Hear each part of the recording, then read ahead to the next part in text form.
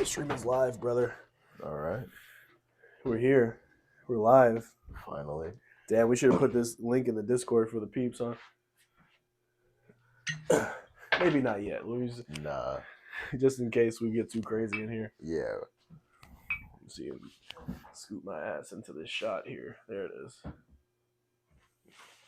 how's it going, man? Things are going all right. Welcome to the podcast. Our podcast. Pleasure. The Void. Void. Just Void. Yeah, nigga. Am I supposed to say nigga? I'm not supposed to say nigga. Yeah, bro. I mean, you marked the not for kids thing, so I think it's fine. Yeah, children. Yeah. Stay away. There's going to be slurs. Yeah, stay away from niggas.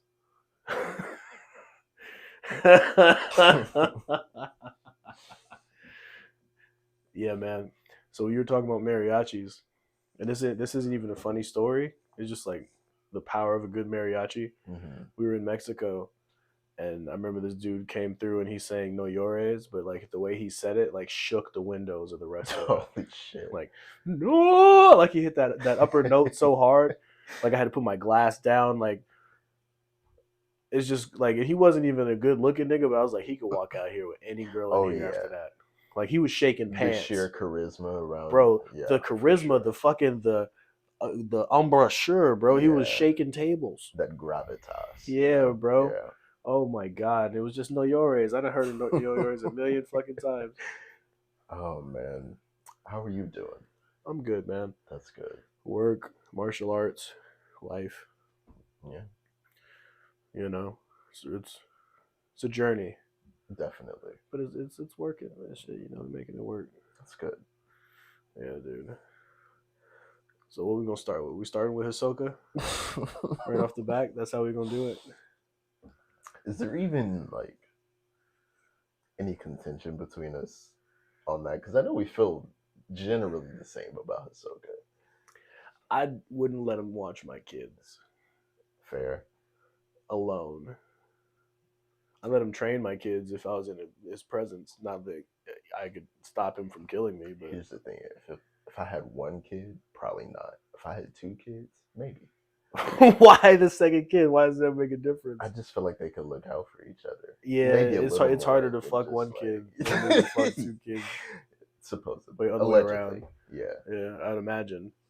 Yeah. Especially black kids, they're loud. Mr. Man, get the fuck up, you know? Yeah, dude. But it's always get your clown ass. It's always like a rough position to take because like Hisoka is like my top 3 like favorite characters in Hunter x Hunter aside from Moral and Killua. So I thought you was gonna say of all time. Oh no. Yeah, in the show, not even for me, bro. No. He's tight. He is tight. He's top 5 for me. Yeah. Because I like niggas for different reasons, you know, like pause, but like I'm not just because you're somebody that can kill a lot of people, that's not what's gonna make me interested. You know what I'm saying? Like one of my top 4, I think he's number 4, dodgeball guy. Razor? Come on. Razor? He was ill. He was epic. Got a new lease on life. He was an ex-con. He made it work. He'd blaze your head open wide with a dodgeball. Yeah. But it wasn't for nothing, though. He's like, you know, here's the rules in which I operate in, and I'm going to dust your shit in it. This is what I got to do. Exactly. The homie put me in this position, and I'm going to sit here and do this position because it was either this or jail, and I'm really thankful that it ain't jail. True. Just a grateful-ass nigga. It's also really hilarious that he just straight up said, okay, bye, once the Phantom Troop showed up. It's like, hey, I'm not supposed to be here. Think about that, though. Like, all of them. He faced the entirety of the fucking spider troop, and it was just like, and stood there like a gangster. Yeah, like, y'all just gotta leave. No fear, no worry, because he knew how it was gonna go. Like, they didn't know about cards, and he had a card in his back pocket. You think he would have been that same kind of calm if he didn't have that card in his back pocket? Bro, the way he did them, I don't think it even would have mattered, yo. Because, like, the way he was performing against Gon and Hisoka, who we later find out was like a Phantom Troop member, like, for him to just be that effortless against fucking them up, like, I don't think it would have mattered. He was playing a game, though. These niggas were on one side of the field. If they're trying to attack him, I don't know if he had all that time to set up a dodgeball kick. True, but it's like... I take that back, though, because he was apparating some of those dodgeballs. He also, like, straight up broke Hisoka's arms just playing a game. Was it his arms or his fingers? Like when he tried to catch the ball and like his whole arm twisted and shit. Oh yeah, but it didn't break. It didn't break. He broke his fingers though. Bro, he bent all of them fingers back. His arms were Twizzlers. Like, yeah, he ate that shit though. But it's like if he's doing that playing a game, like I'm not trying to see him in a fight. Yeah, no, I wouldn't fade him. No. Yeah, the whole troop though. Yeah, he just said bye. It's just like no, without the card though. I'm saying like if you just bounce. Oh, I see what you mean. You know what I'm saying? If he served one real fast one, Phaeton probably pops it with the sword. Then he serves two more, and then he calls the gorillas out, and they start serving. Wait, no, he's not the gorilla guy. He had the other dudes. He calls those like faceless clown guys out, and they start serving. Low ball. I don't think it would have mattered still. Like he was smiling the whole time. Yeah, like I don't think kicking it. Like I don't think without. You think Razor was just like a superpower that was just like kicking in the game because of Jamie? He probably didn't have anything better to do. Yeah. But like if he was out of the game, he'd probably be like a high player. Yeah, for sure. You think he's squashing like a Zoldyck? Which Zoldyck? Because obviously, Killua already had his hands full. But like if we're talking like grown ass Zoldyck, like either the dad or Silva the grandpa. Yeah, Silva to Zeno.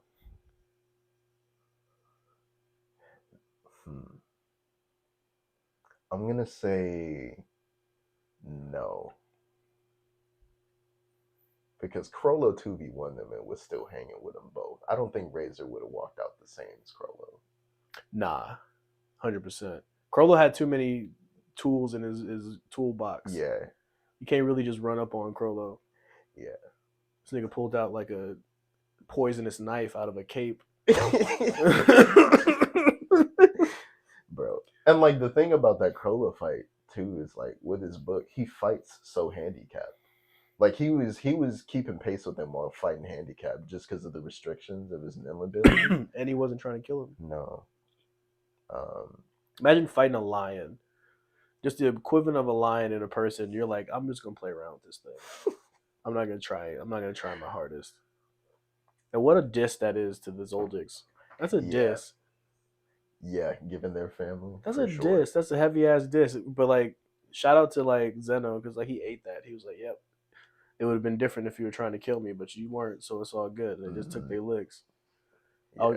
I was watching this, but this is also not relevant, but kind of relevant. I was watching this podcast with Ali Sadiq in it. You ever heard of that dude? Yeah. I love him. His comedy's great.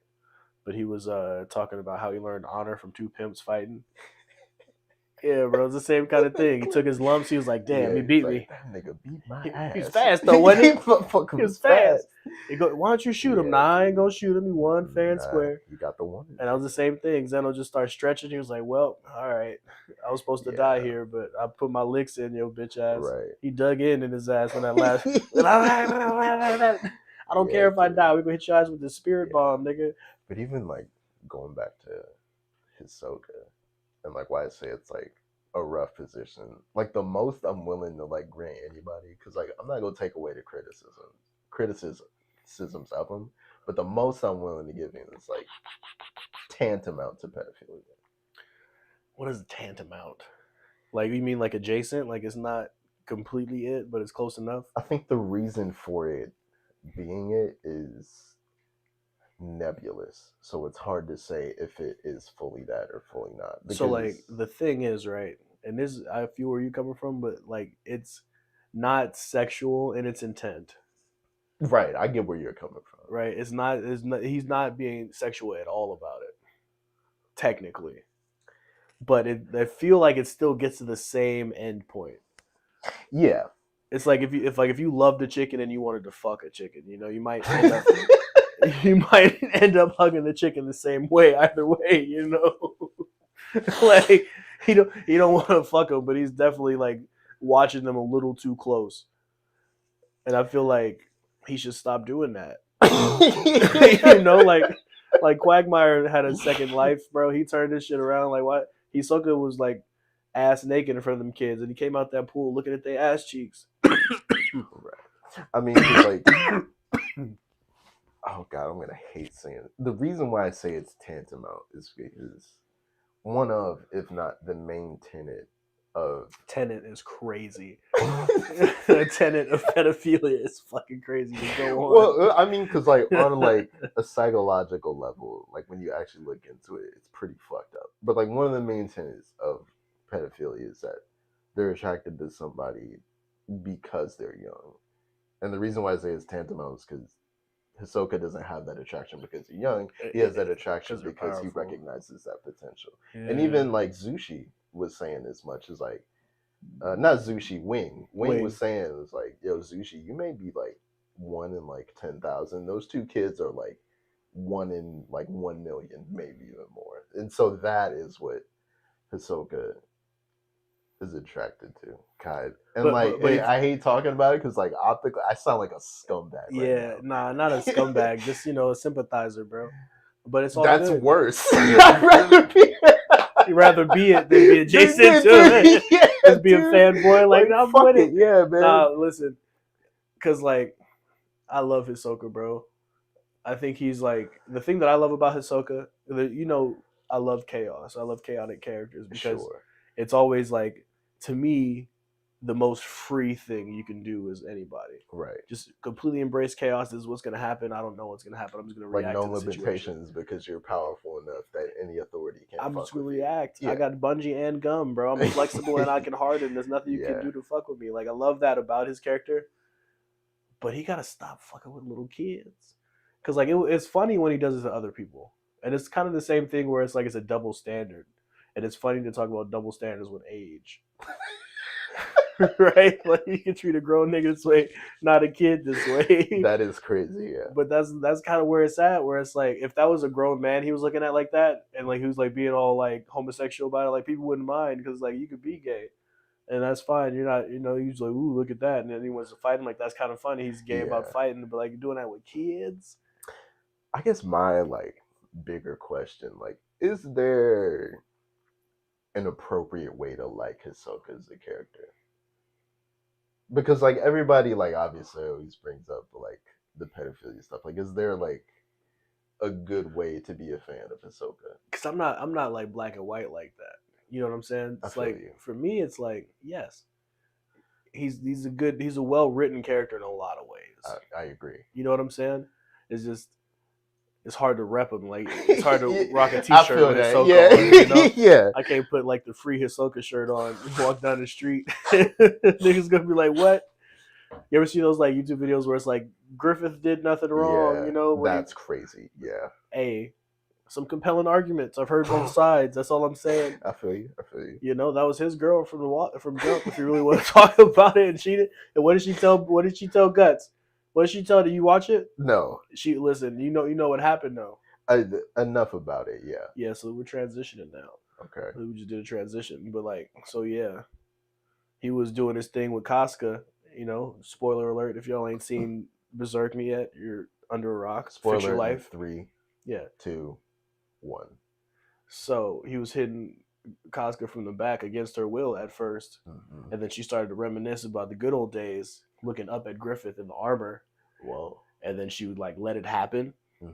And Guts loves her, and he's watching her get raped basically.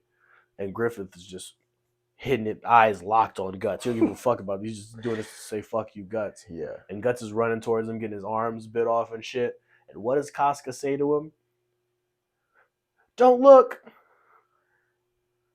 What a knife to the heart is that, bro? Don't look. And you can take that any way you want to.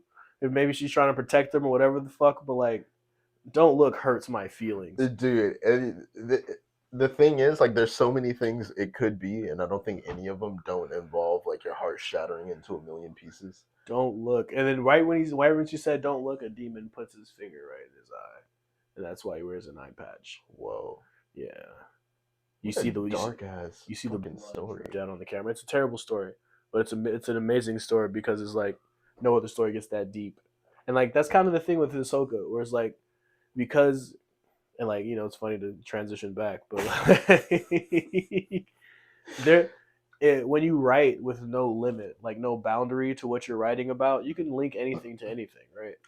Yeah. You know what I'm saying? Like the fact, like we can talk about how deep Griffith's hatred ran for guts in that moment, that he was willing to do that to Casca just to fuck with him. Right. And we could talk about how much Casca loved Griffith to the point where it was like she remembered the good old days, even though she was in hell and just watched all of her friends die, and now she's being fucking molested. Like she's looking back and saying, "Hey, but that's still Griffith. That's my love." You know what I'm saying? Like that's my guy. And like that depth of character only exists when you challenge those boundaries. Yeah. And it's like Hisoka being who he was, like somebody that loved fighting so much that he had a sexual like connection to it. They push that boundary to the teeth. It gets to the limit where it's so a part of his anatomy. Yeah, bro. Yeah. And like, of course, the kids, powerful kids, that would be them pushing the boundary. Bro, because like even on like a non-sexual note, like you're telling me like if you're one of like the best fighters in the world and you like hear about these two kids that like are also like approaching to be some of the best fighters in the world, that you wouldn't want to fight them?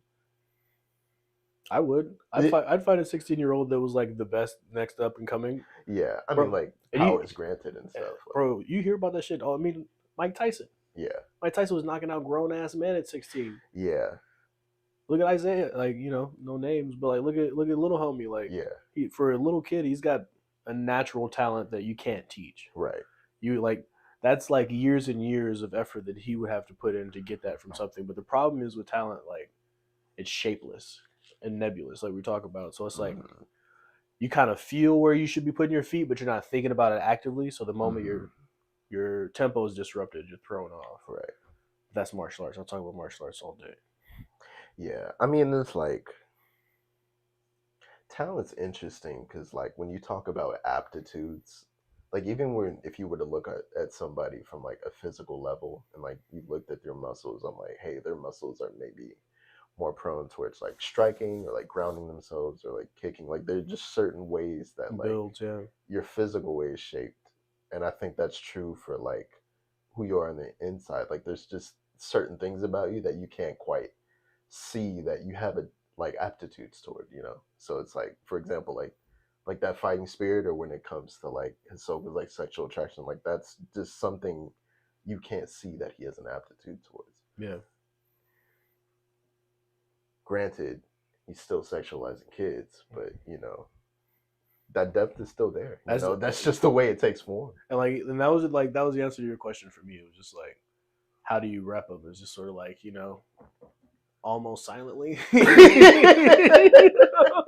Somebody brings it up. Yeah, I don't know. You got a good point, but you know, he does this, this, and this. But I think we can all agree that like a shirt, unless you're like an anime chick, is a bridge too far. Because again, double standards. I feel like if an anime chick wears a Hisoka shirt, she's like, he's cute. Doesn't really matter.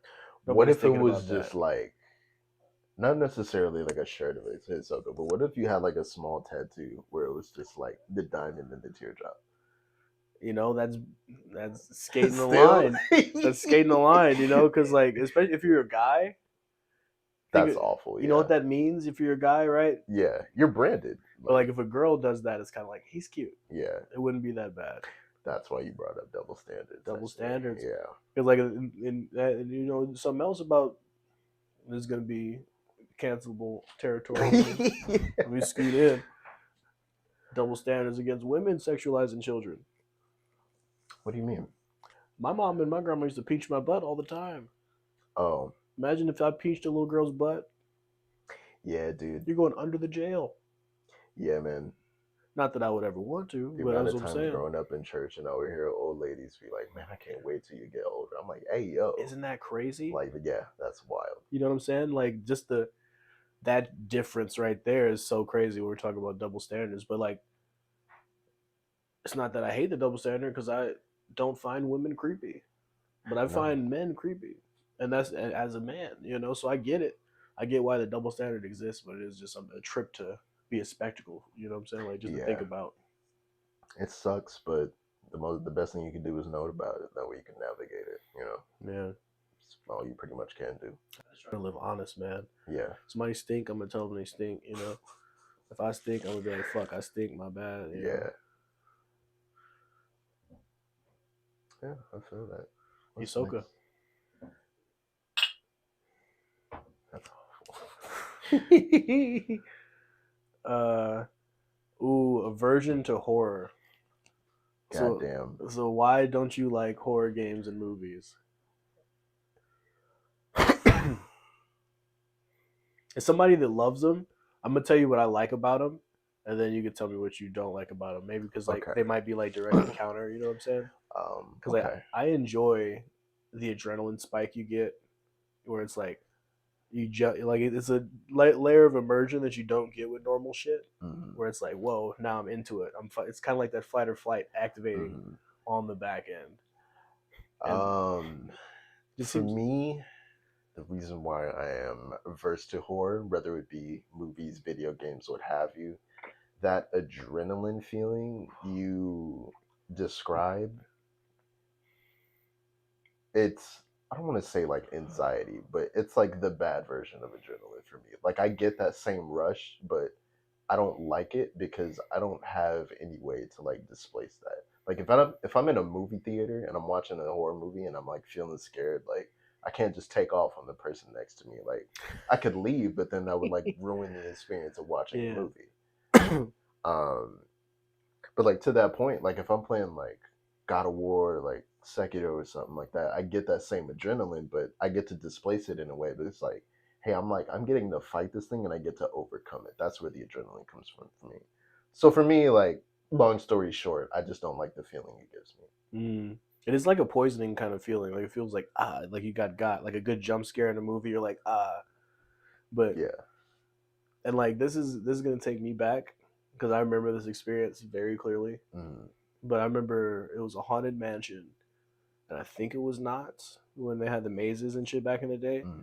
And it was the first time I've been in Knott's like without parents. Like I was alone. I was like maybe 14, 15, right? Solo trip, yeah. Yeah, dude. Well, I had the homies with me, but no parents. Right. No adult supervision. No adults. Like you were, yeah. And then there was these hot white girls, like 5 or 6 of them, walking into this haunted mansion, right? And I was just like, "Don't worry, ladies, I got you, right?" And for some reason, God blessed me with all the strength and the courage to stand there and look at everybody. I was, whatever, fuck it, because I had to be strong for ladies. Like they're hiding behind me. They're like, you're so brave, bro. Like got numbers, right? And that experience is what really like gave me a different relationship to that feeling because it was like there's a certain level of safety no matter what you're doing scary as a taxpaying citizen. You know what I'm saying? Sure, yeah. Nobody's gonna put a dick in your butt. Like nobody's gonna fucking pinch your nipple if you don't want them to. And if they do, you get to fuck them up, right? No, but for real, like if you go to Not Scary Farm, all like the slasher flicks, like all like the horror stories of possession is like fuck that dick in the butt, worst thing. That's the worst thing. That's the worst thing that can happen to you, bro. Get stabbed up or get a dick in the butt. Which one would you rather right now? Exactly my point, bro. Why'd you say right now? You didn't have to think about it, bro. You didn't even have to think about it. Being stabbed to death or like a dick in the butt. I'm gonna take the latter. A dick in the butt versus dying. That's crazy. Dying is crazy. I mean, you got a chance. Like you don't got to sit there and get stabbed. Okay. Now we're just adding more parameters. Then all right. You just said being stabbed to death, like that was a guarantee. Like all right, stabbed or dick in the butt, just not to death, but stabbed. Been stabbed. Yeah. I mean, you're not gonna die from a dick in the butt. Hopefully, imagine that. That would be travesty. That'd be a horse. No, but it's like being stabbed to death and being stabbed are two different things. So. Yeah, a stab sucks. It sucks. But like I deal with that over like no one else penetrated. Yeah, bro. I don't know, man. Anyway, what were we talking about? How do we get on dick in the butt? We were talking about the broad ideas of aversion to horror. Yeah, because like you're not gonna get a dick in the butt. No, you're not gonna get stabbed either. No, it's like, and knowing that, and like that was kind of like I had that same connection with roller coasters, because like people would be afraid of them, the big drops, and it was like eventually like it hit like a logical part of my brain. I was like, well, if I die, my family's gonna be rich forever. Oh yeah, and settlement check up the ass, and they don't want that. So this thing is gonna be as safe as humanly possible. So I'm probably gonna be fine. And like going through that with life is sort of like what gave me that kind of feeling towards horror. It was like, oh, they're gonna spook me up, they're gonna scare me, but at the end of the day, I'm in my house. Nothing can really fuck with me except my own mind. So like, as long as I turn that part off, I'm safe, and it sort of becomes like a happy time. Like, what's gonna happen next? That I can understand, but like then when you introduce like money into the equation, whether you're like paying for an experience, whether it be like a movie or a game, I wouldn't want to pay for an experience I'm not gonna enjoy. Yeah, if it if gives you me don't that enjoy it, you feeling, don't you know. enjoy it. It gives me like a crack high, bro. I don't know what it is. Like we just watched The Blackening. You seen The Blackening? No, the trailers look pretty funny though. It's so ridiculous. I started falling asleep on it though. I'm not gonna lie. Really? It was very divisive. It was a divisive movie, but it was funny. It was very like I could see that though. Yeah, it was divisive, but it was funny as fuck. Like it was you could tell it was written by black people. Right. But yeah, you know, like anytime I see like a jump scare or something, just like it's so momentary for me. It's like, all right, it's gone. Yeah, dude. It maybe it's just like way too visceral for me because like those jump scares, I feel it through like my body. Really, because you like you like are my very calves, like my forearms, reactive dude. up. I'm like, okay, but it's all right though. Once you get got, it's over. That's it. It's not over. Because like if it was real life, you get to punch that. That's the beauty of it, right? If it's real life, you get to you're you. And somebody jump scares you, you get to fuck them up. But but that's what I was saying about like having like no outlet. Like, cause like if I get jump scared in a video game, if I like deck my TV or my monitor when I'm playing, I'm like, okay, now I've like $300-400 to replace that. Yeah, it's an expensive bunch of whoopsie daisies. Yeah. For me, it's just like the experiences I've had with it, whether they be like paid for or free, I haven't enjoyed. So like, it doesn't make sense to continue that. Yeah. It's tough, man. There's so many good like horror experiences though. Like you remember the game we were playing? It was kind of a horror game. When everybody came over, I still got jump scared. Like, dude, like you even commented, I'm like, yo, Jake still has his hand up from being jump scared. Yeah, I remember. I remember you were like locked in a defensive mode. Didn't you die? Yeah. Okay, that wasn't my fault. Yeah. Because one of the people there was trying to save my life, and then they failed, and then they passed the controller to me. I only had one chance, and I failed, and I died. Yeah, forever too. Yeah, like I'm out of the story. Yeah, I forget it. So it was the same developers Until Dawn for the crew, the people who watch the crew, the cast. Until Dawn vibes. Yeah, yeah, and it was I think it was called Man of Medan or something like that. No, Little Hope. Yeah, Little Hope. That was the name of the town. Yeah, yeah, it was a good one. We still haven't beaten it though. We got to get everybody over so we can beat it. Yeah, definitely. You won't be able to play. Damn, what was I gonna say? But like that was semi enjoyable, you know. For the most part, I'd say. Did you have like a bad experience with horror? You mean like traumatizing? Yeah. Like to the point. Like something that disrupted your experiences with horror altogether, like something that fucked it up for you? Traumatizing? No, I wouldn't say. Or maybe, because like when I was a kid, there was this trailer for a movie called, I think it was called like Mirrors or something. Mm-hmm. That fucked me up for a long time, dude. Like I would never, like I would duck like below, because like the apartment we lived at the time, like you like had to walk past the bathroom to get to the rooms. I would always be like ducking under the mirror. Like I wouldn't look at like my sisters or my mom's handheld mirrors or anything. Like when they were barbershop, that was a scary time for me because there's mirrors you could go everywhere in there, dude. So that shit had me psyched out for a long time. But like I wouldn't say that's traumatic, but that was your thing. It got you. Yeah. Sometimes this shit gets you. You know what mine was? Anaconda. Really? I was scared as shit of big snakes. Then a motherfucker, bro. I was so scared. I was like, anaconda's gonna come out the toilet when I sit on it. When I go swim in the pool and like, bro, yeah, that dark side of the pool when the shade hits it and nobody else in there with you, anaconda gonna come out that motherfucker, eat me alive, choke me to death, and then eat me alive. How terrifying is that as a child? This thing is bigger than you. It's basically one giant calf muscle. It's super strong. Dude, yeah, it's just one ambidextrous muscle. It's means, bro. Like it's means of killing you. It was choking you to death, crushing your body, and then eating you whole. Yeah. No chewing. Like no chewing. Like I'm just gonna let my stomach acid take care of this. I was a child. But and I can tell you when I stopped being afraid of horror movies.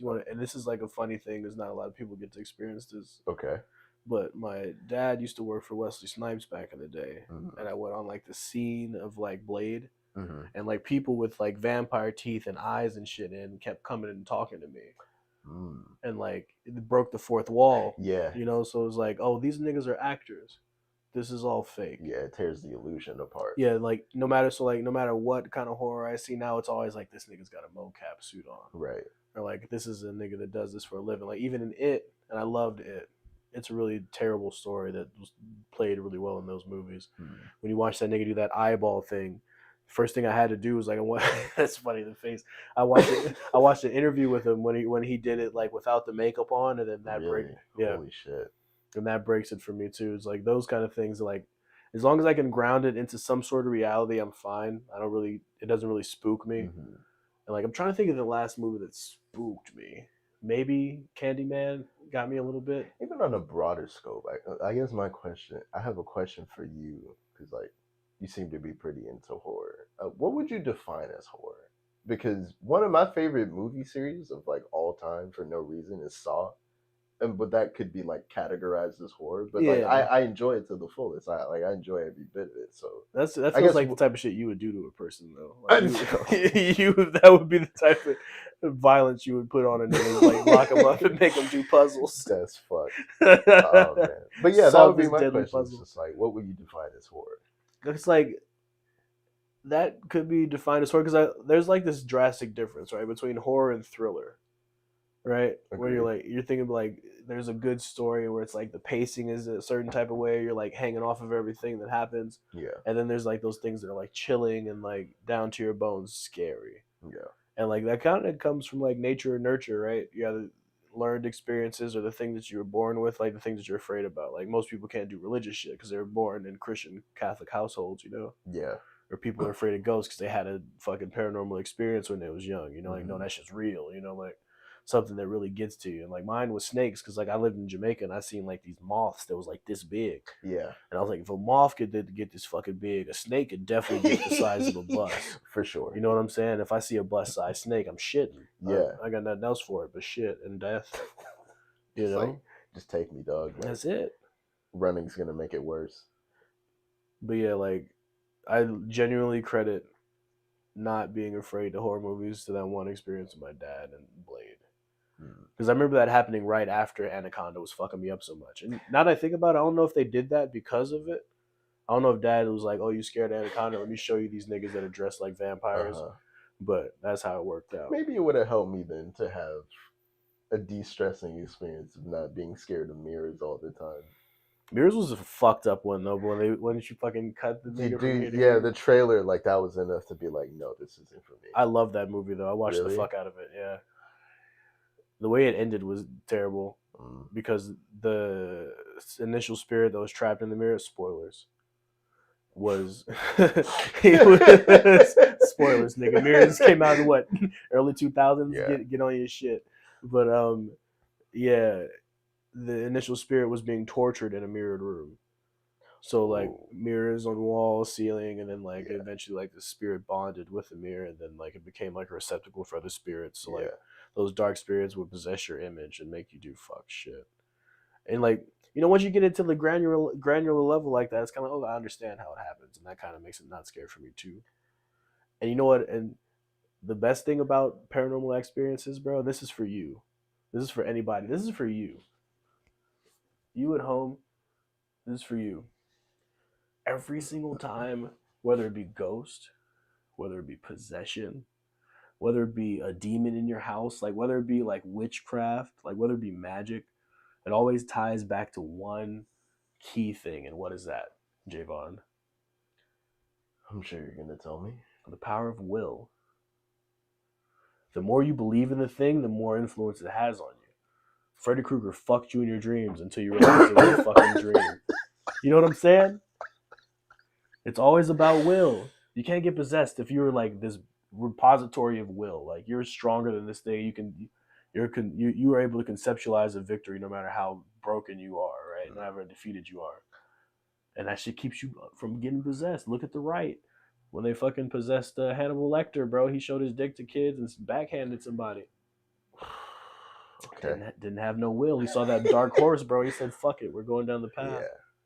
Low ball, that is a crazy thing. Because, like, even the anime Blue Exorcist, like, one of the main priests, like, most people would have to, like, they resist the devil by, like, reciting scriptures or, like, doing, like, magic. He literally just, like, resisted it by sheer willpower. The devil's like, hey, I want your body. He was like, no. Nah. And then that just worked for, like, years on end. So I think there's some validity to that. Yeah, bro, it is. Like, yeah. Every single time that, like, because what does the demon do before it possesses you? It fucks with your perception of reality. Yeah. It alters your experience. Yeah, it gives you fucking weird dreams, tries to break you down. Because then once you're breaking down, that's when you're vulnerable. And that's when you can get taken. But if you're not vulnerable in that way, you get to survive. So, conditioning the mind is the thing that I think is the most important mission that every human should have on this planet. I agree. Because a full conditioned mind, there's nothing you can't accomplish. Atom bombs, fucking space shuttles, the type of shit humanity is really capable of. It's like that one saying goes: the greatest conqueror of all is the one who conquers himself. That's facts. Yeah, that's facts. We got deep in here. Got deep in this motherfucker. Goddamn void. What's number 3? Assassination Classroom. Koro Sensei. What a beautiful fucking show. We can talk about everything up till like the last 5 or 6 episodes because I haven't seen those yet. So I am sorry. Cut the camera. cut the fucking camera. I am sorry. What the fuck do you mean? Why? Bro, life. Ooh, I'm gonna just put the shit on and then it's gonna like cut to a montage of just us watching this shit for the next 5 hours, son. What? But I still think there's like way more than enough to talk about. Yeah, no. That's crazy. I haven't finished it. That shit hurt my feelings. I'm sorry. It was 2 of my favorite moments so far in that show. One was like early on where he was talking to that baseball kid, and he was really into baseball, and he had his idol, and like he was getting discouraged because he's like I couldn't be like him, like I'm not strong enough, and so Koro Sensei like flies to one of the game and like analyzes like the student's idol and like how his muscle was like, and he went back to him and was like, hey, it's true that you're not gonna be like him. That dude's like generational, but he has something. I mean, you have something he don't has. Like I think it was like more or less. He had more flexibility. Like elasticity in his arm is like. You'll be able to throw a fastball. It was a good lesson to be like, it's cool to have idols, but like recognize your strengths and where like you could be an idol to someone else, to someone else too. I think that was a really, really strong lesson. Bro, can I tell you something without crying, bro? Yeah, go ahead. Like those types of experiences are the reason why I started a nonprofit dojo. Because so many people ignore the power that they have in themselves. And yeah, like you said, making idols out of things, making mountains out of molehills, like thinking things are unaccomplishable. But like, just a little push is really what most people need. Just a little love, just a little push, just a little belief. It's always one step short. And it's a big fucking step when you got nobody loving you, nobody telling you right from wrong, right? That's real shit. Yeah. And like a good teacher is the only person that can give that to you when you don't have a father, a brother. When you don't have it in like your immediate family. You know what I'm saying? Like somebody that really, and think about what that is for a teacher. Underpaid, underprivileged, shit on by the community, the fucking people that you work for, basically like you get paid X amount, it's fine. When it's like you're getting paid less than doctors, even though you're fucking making doctors. Yeah. You're making doctors. You're a doctor factory. You're getting paid less than doctors. You're cultivating the future of society. Yeah, that's political. I'll dwell on that. But like,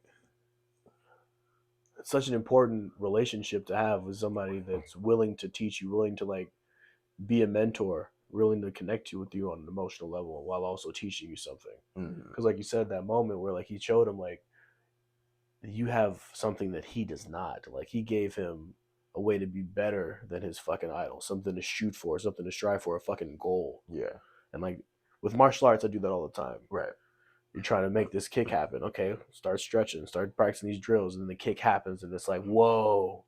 In that moment of like, aha, like fuck, I can do it. Like that's the reason why I teach. And I feel like that was the thing with the Assassination Classroom. Even though, damn, I don't even know where to cut it off for you with the spoilers, but like you find out some things about his motivations that make it so it's like he's not so much doing it for the kids. He's just good with kids. Yeah. Like he didn't set out to be that kind of teacher. He just was that kind of teacher because he was that kind of person. Right. And that's kind of what it is with teaching or any type of mentorship. It's like it just takes that kind of person to put forth that effort and see what comes from it. Right. Yeah, because anybody can be a teacher, sadly. Yeah, facts. Doesn't mean you'll be good at it, but anybody can be a teacher. But it takes a special kind of person, like you said, like to be a mentor, someone that knows the nuances of what they can teach somebody and how to make those nuances digestible. Bro, shout out to Mr. Coffee, my 5th grade teacher. You've mentioned him before, yeah. I still remember that nigga. He played classical music for us because he told us it would make us smart. Don't know why I remember that. I'll never forget it though. 5th grade. Lived in Inglewood, inner city. Most people tell you like you ain't shit or the world's gonna chew you up. He believed in us, and you know. Dead or in jail, yeah. He believed in us. It meant something, you know. It really meant something. And yeah, teaching has a special place in my heart because of that. Yeah, dude. That was one moment. And then the other moment was when the kids had gone to that island and they were doing an assassination attempt on Coro, and it basically resulted into just being this ball and he couldn't do anything. And like it ended up that some of the kids had gotten sick, so they were going through like the tower to, probably should have recommended a spoiler on this one. But like you probably should have known by now. Anyway, they get to the top of this tower, and basically at the end, the main character, his name is escaping me right now, but he's fighting like basically like an like militant dude. Like dude's got like serious training, and basically dismantles him like full stop. And then so like I don't know if it was a few episodes after that or like later on, but they were like, it was an episode where like everybody was discussing what they were gonna do after school, and he didn't really have like an idea of what he wanted to do because he was good at a lot of things, but never like perfect in one, like one to like really show him where to go. And so like he walks up to Kodo Sensei, he's like, "Yo, would I make a good assassin if I'm like done with all this shit?" And he's like, "Well, dude, that's something only you can answer. Like I can't answer that for you. Like, yeah, you're good at it, but that's gonna be something you have to make the decision on, you know. That's not something I can tell you to do, and that's not a decision I can make for you." And, which is such an empowering statement. Yeah. It was like,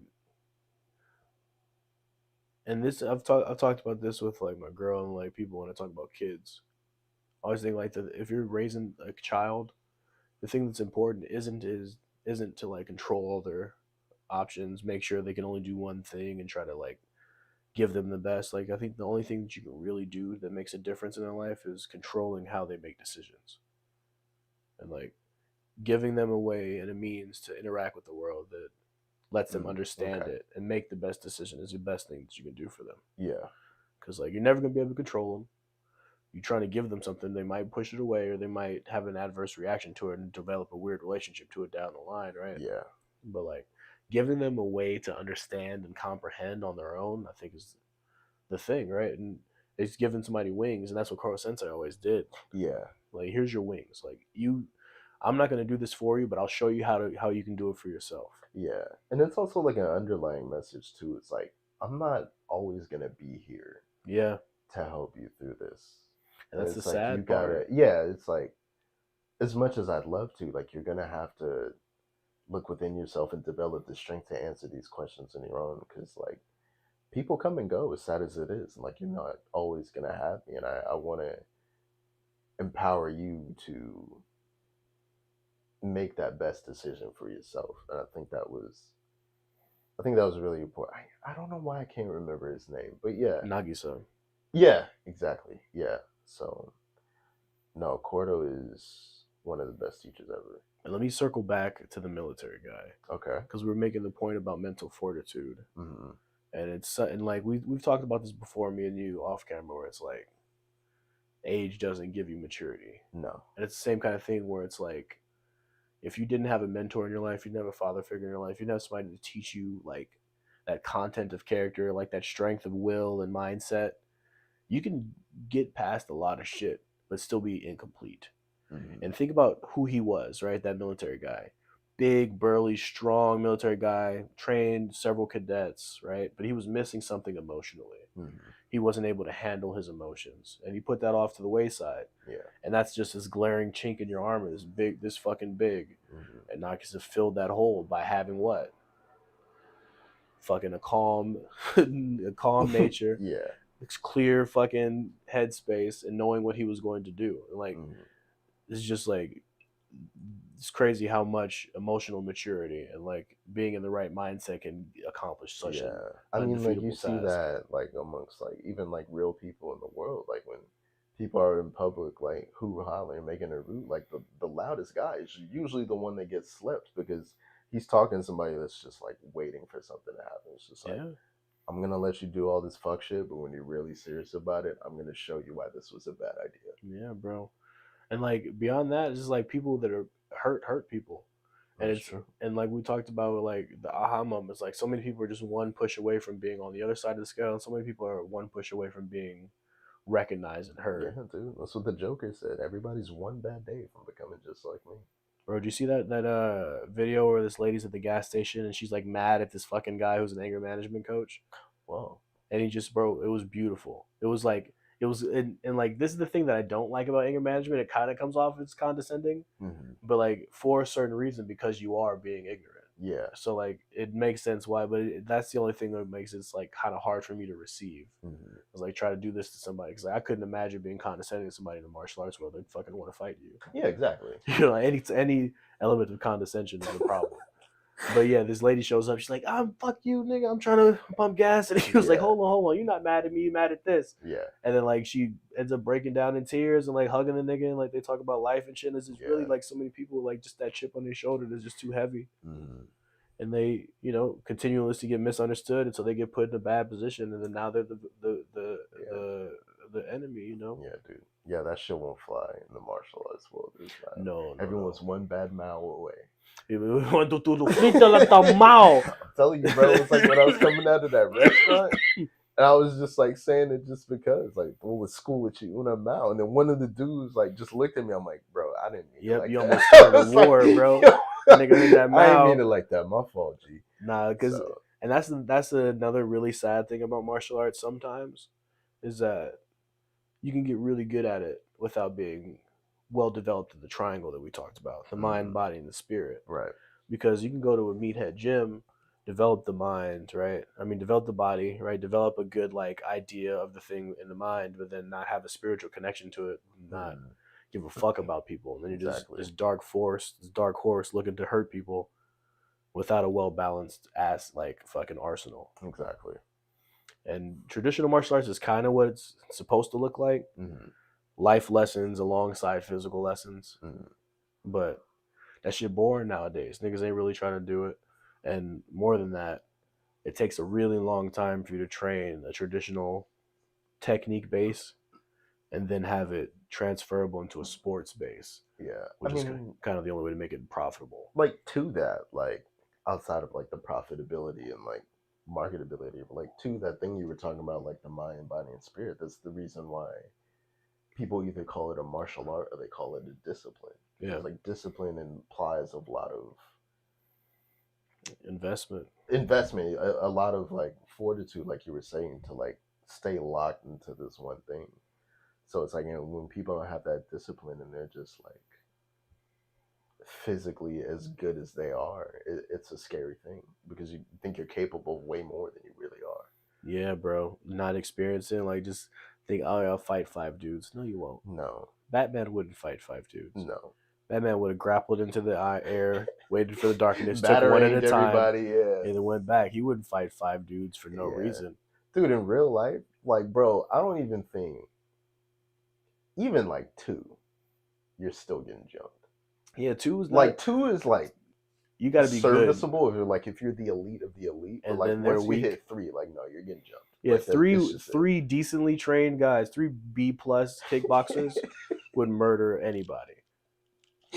B+, not even good ones. Like 3 guys that have been to the gym for like 3 to 5 years, kicking heavy bags, shins are well conditioned, no fights. But it's crazy though, because like even to that, and I'm agreeing with you, but it's like that's the danger of like scales, because like a B+ kickbox, 3 B+ kickboxers versus like 3 B+ Muay Thai people, like that's some scary shit. Mm-hmm. That is some scary shit to deal with. And you'd be like, nah, I'm just gonna fight them all. No, you're not. You're gonna die. You're gonna die. And then like there's this like rock paper scissors things that happens with like people that specialize certain disciplines, which is why I feel like MMA is the only true way to practice martial arts. Trying to diversify as much as you can, because like there's this fight where it was like 5 jiu-jitsu guys versus 5 boxers, and it was a fucking travesty. It was a travesty, because like, and it's fun because like on a sports level, physicalities are so different. Right. Like as a boxer, when you start hitting 40, you're pretty much over the hill. Right. In jiu-jitsu, when you start hitting 40, your technique's starting to get more and more polished because it's a 10-year art. Yeah. To get a black belt, right? Mm-hmm. So they had like 40-year-old dudes and like a couple 20-year-olds, one 40-year-old dude, one 30-year-old dude. Boxers, 25-year-old, just 25 to 29, cut fucking British niggas. Just cannons for arms, right? And like it's 5 against 5, so it starts out 1-1-1-1-1. Everybody splits up, right? Jiu-jitsu guys got an ankle lock. British guys just hammer fisting him. Buff, buff, buff, buff. 3 bounces off the pavement, and he's knocked out, right? So now the other nigga's over here working on his De La Hiva, right? He's trying to get a leg. He's trying to attack it, but now this dude finished him off. He's run over to help this guy. Bing, bing, bing, right? And then just dominoes from there.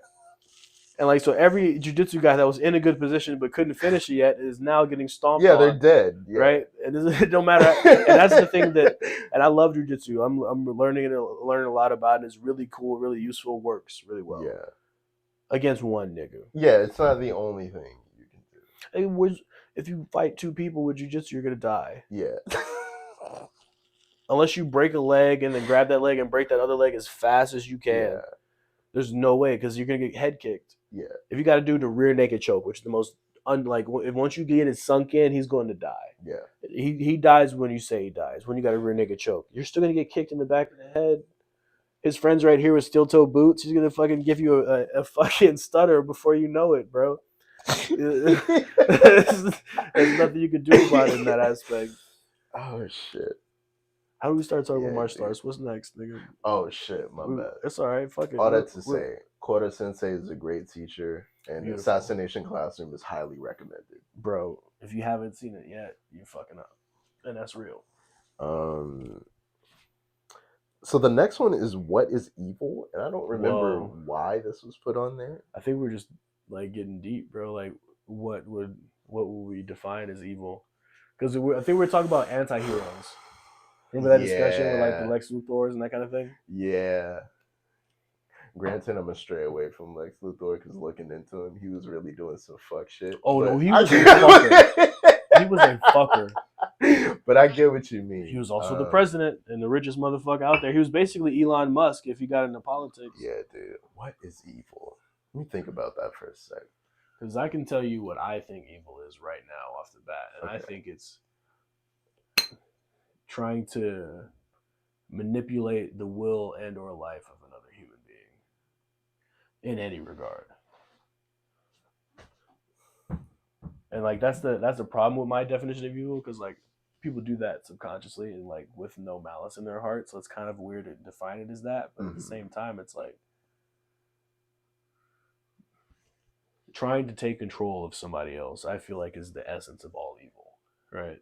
You're trying to tell them how to think, what to think, when to think. You're trying to give them an experience that they didn't ask for, right? I just can't think of anything that's worse than that. Maybe a dick in the butt, but well, dick in the butt will do it every time. I mean, I can see where you're going with that. I do agree with you in that I think it's a bit open ended because, like you said, people do it like subconsciously and without malice. I guess the way I would define evil, I think it to me it's like akin to lying, where like there's some implied level of intent. Yeah. Like if you have, like we're talking about true evil, I think you have to mean it to be evil.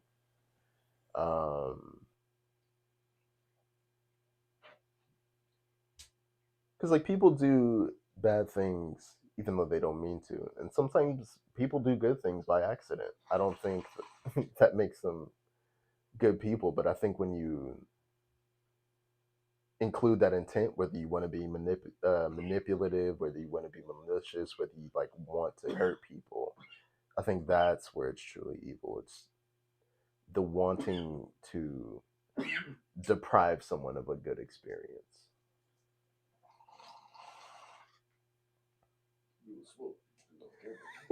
I'm okay for now, but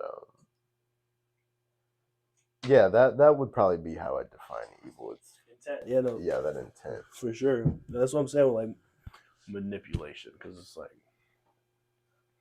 and I ran into this when I was a young boy, because I'm a pretty good actor sometimes, and I was like, whoa, I can say something and make them feel this kind of way, and I saw how evil that can get really quick. Yeah, dude, it's so evil, and it's like it's just dark. Like giving somebody an artificial thought is disgusting, because like you've taken their agency from them, and now you're basically copying yourself onto another person. Because like in my mind, the just version of that is empowering them, giving them the ability to make decisions in the future, but at the same time, it's kind of an initial robbery of said agency before you get that freedom. So the only way for that initial robbery of agency to be just would be a willful trade. Like they gave that to you in exchange, right? And if it wasn't willful, it's evil, because it's basically rape. It's a lot of grandiose terms. You threw a lot of me. A lot of grandiose. Because like I mean, imagine like you're doing a thing and like I say something to you, and me saying that to you changed your entire perspective of the thing, and now you're gonna make a different choice. And then when you review that choice in your mind, it's like, wait, I would have never made that choice had he not said what he said. You know what I'm saying? Like,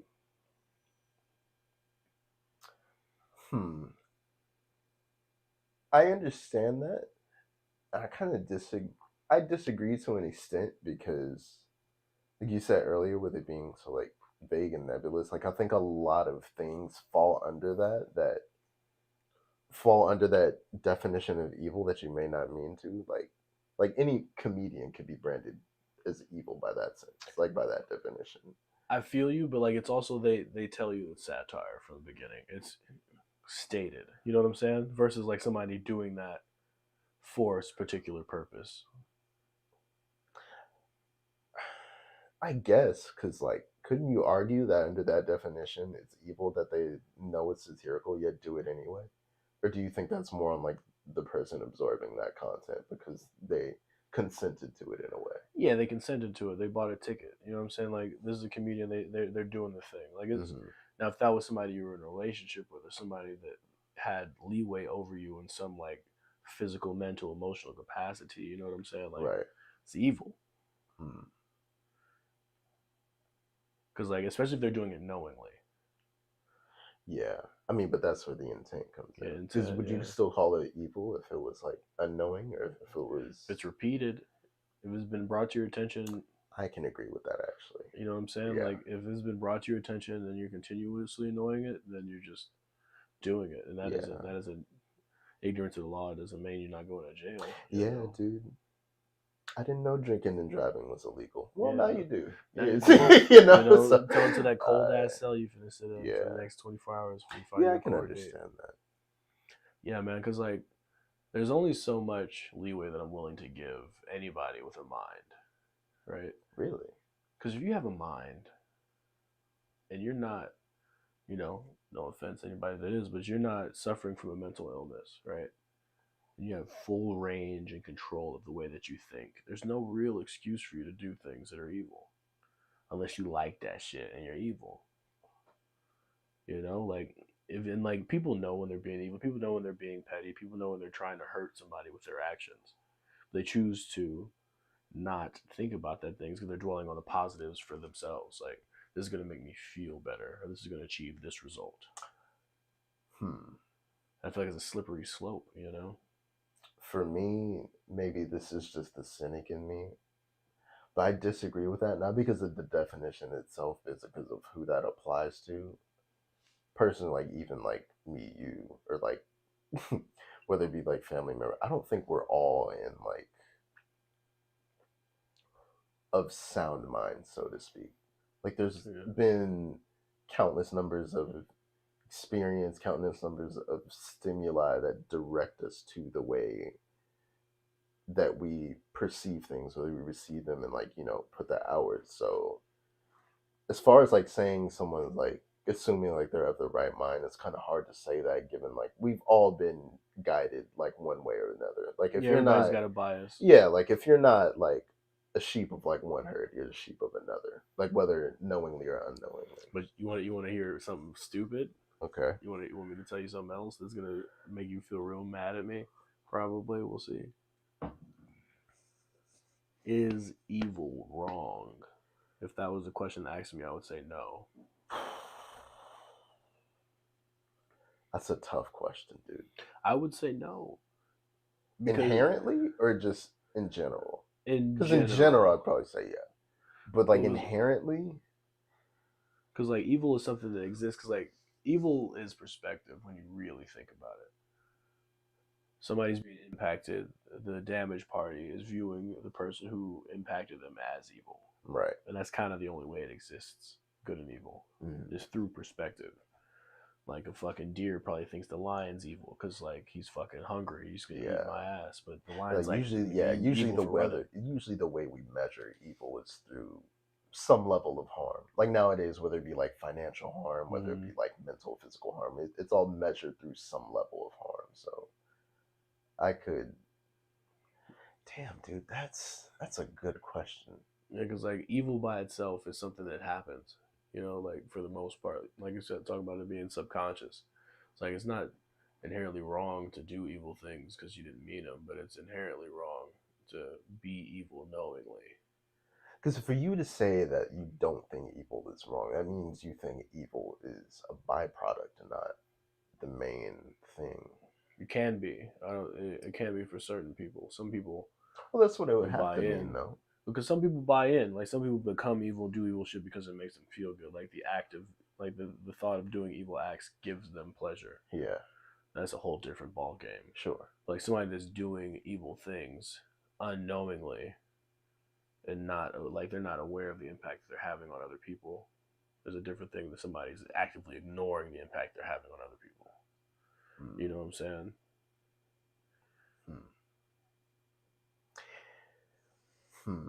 Right now, because I am under the influence, for now, I'd say podcast. For now, I'd probably say that evil is wrong. Like, just like flat out, like it's a statement. Like, it would be safe to say that evil is wrong, but like, I don't know if that's like 100% answer. Yeah, like with exceptions. Yeah. There's a good amount of exceptions why I would say no. Just because like if I'm always like I'm like a if it's not 100% yes, then it's a no. You know what I'm saying? Yeah. The same thing. Because like if I asked you like, is killing someone evil? Can be.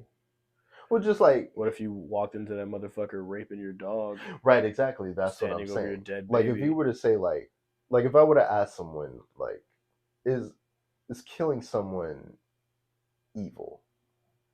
And if they were to say yeah, but like, if it were in defense of another person or another being, would it still be evil? That's where it's like hard to say, like, is it wrong? Yeah. But then that also begs the question, like, what is evil? That's the question, dude. Right? God damn. That's the thing. That's what we're. Yeah, dude. I'm good at picking questions. Damn. That really came full circle. Yeah. What is evil? Wow. Tell us in the comments what evil is. Damn. Yeah, man. Next question.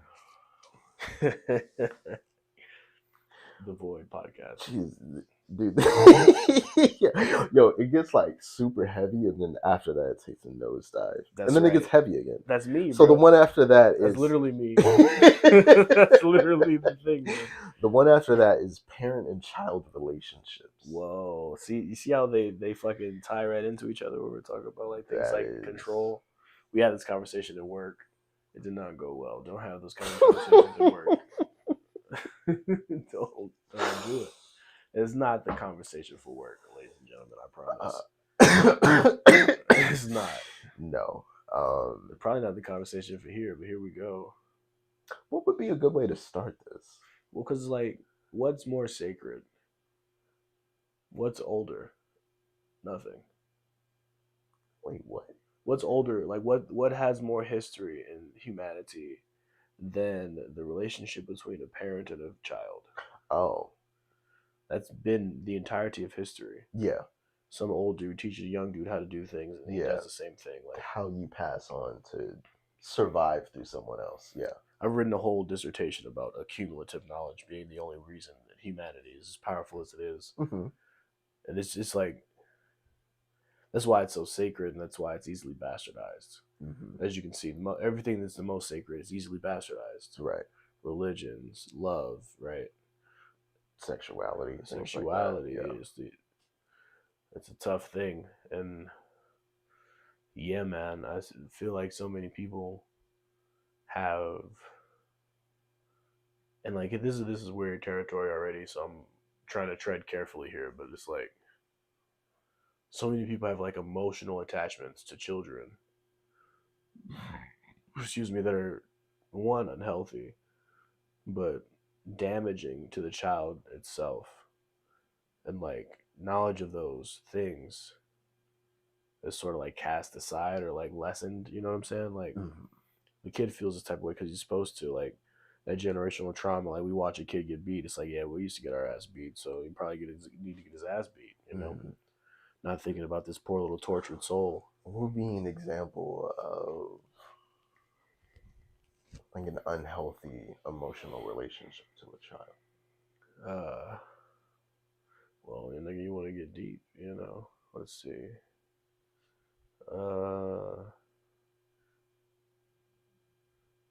Let's talk about a friend of mine. Used to gang bang. His home was in the streets because he didn't feel like he had a home at the house. And his mom used to work all the fucking time. And when she used to get off, you know, it was sort of like, well, I'm going to kick with my people. I'm going to drink. I'm going to smoke. There's food in the fridge, figure it out type shit. And like, nigga wasn't starving, but nigga wasn't well fed.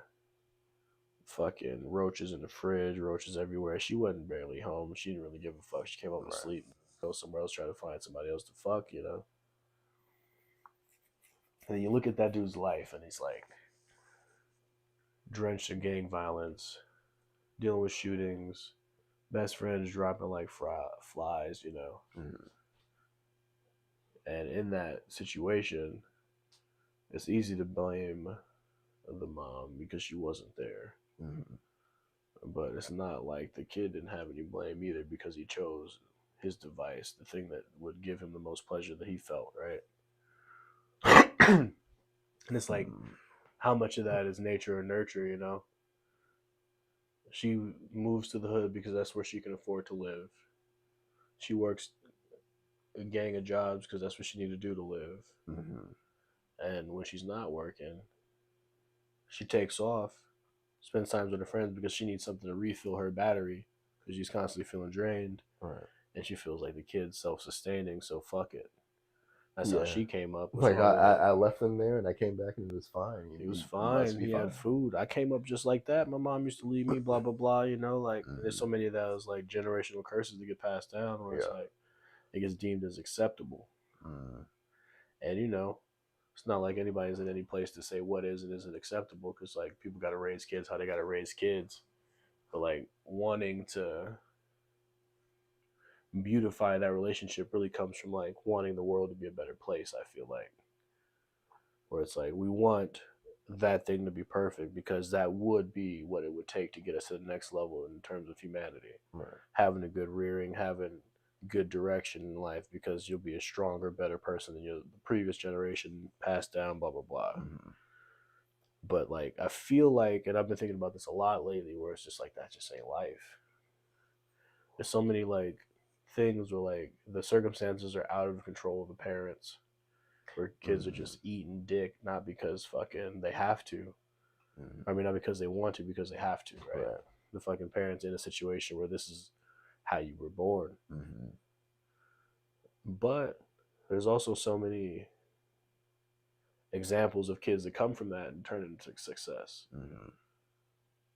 And, you know, what the fuck is that? I mean, how you quantify that, you know? I mean, that would be hard to answer without like knowing literally every single thing that took place. Because you said that something that to me was pretty interesting when you were talking about how like there's even though there's some blame on the mom, there's still some blame on the kid too, because that's what he chose. I'm like, well, damn, what is choice? I'm like, if that's his whole environment, was it really just a conscious choice, or was that just what he thought was natural to do? I mean, natural to do is a choice. And you know, this is why people hated Kanye when he said slavery was a choice. This is fucked up. Okay, that's a crazy link, but okay. You'd be like calling something a choice that seemed like it was so, like there, like something seemed like there was no choice doesn't mean that there was no choice, right? Just like Harriet Tubman decided slavery wasn't a choice and she had to do something about it and started the Underground Railroad, even though there are niggas getting beat and killed for that kind of shit, right? Just because they're extenuating, what's the word? Extenuating? One of them. One of those, yeah. Well, just because the circumstances are dire doesn't mean that you still don't have a way to make it better, even though it's gonna fucking suck. You know, and like it's tough. There's a tough like dichotomy where it's like, even though this kid was fucked, even though he had everything going against him, he still had a choice and he failed that choice. So let me ask you, do you blame that individual for not knowing, or do you blame that individual for not doing? I don't blame him at all. Well, I mean, the reason why I asked that is because, like, you know, like, there's some fault on that person as well, too. It's like, okay, so are you blaming them for, like, not knowing that there's that possibility? Or are you blaming them for not taking action to find that? Is it a mix of both? It's kind of it's kind of a mix of both, because, like, and again, this is selfish because like it comes from my own perspective. I've had like similar shit happen to me where like I had to find the light, you know, and that search for the light was difficult. Everywhere you looked was darkness. Every choice you made felt like it would dig you deeper into a hole, and it was definitely tough finding the light. But you had to, because. But then again, I also had people that I loved that I didn't want to see watch me turn dark. So that was something that kind of like made it to where it's like I can't fail. Yeah, dude. I have to do something. I have to make it so this isn't what happens. Because if they see this happen, it'll kill them, and I don't want that to happen. Yeah. You know? And like maybe that's the thing that's missing from people's lives, was like there's something about finding something to love, holding on to it as hard as you can, and not letting anything come between it. They're like, I think it's something that people should do. And like it's like you said with like fault, it's kind of hard to fault you for not finding that, but it's available. And like for the most part, some like we talked about this before, where it's like people are being loved to their face. People are telling you I love you, I'll do anything for you, and they'll be like, nah, I don't believe you.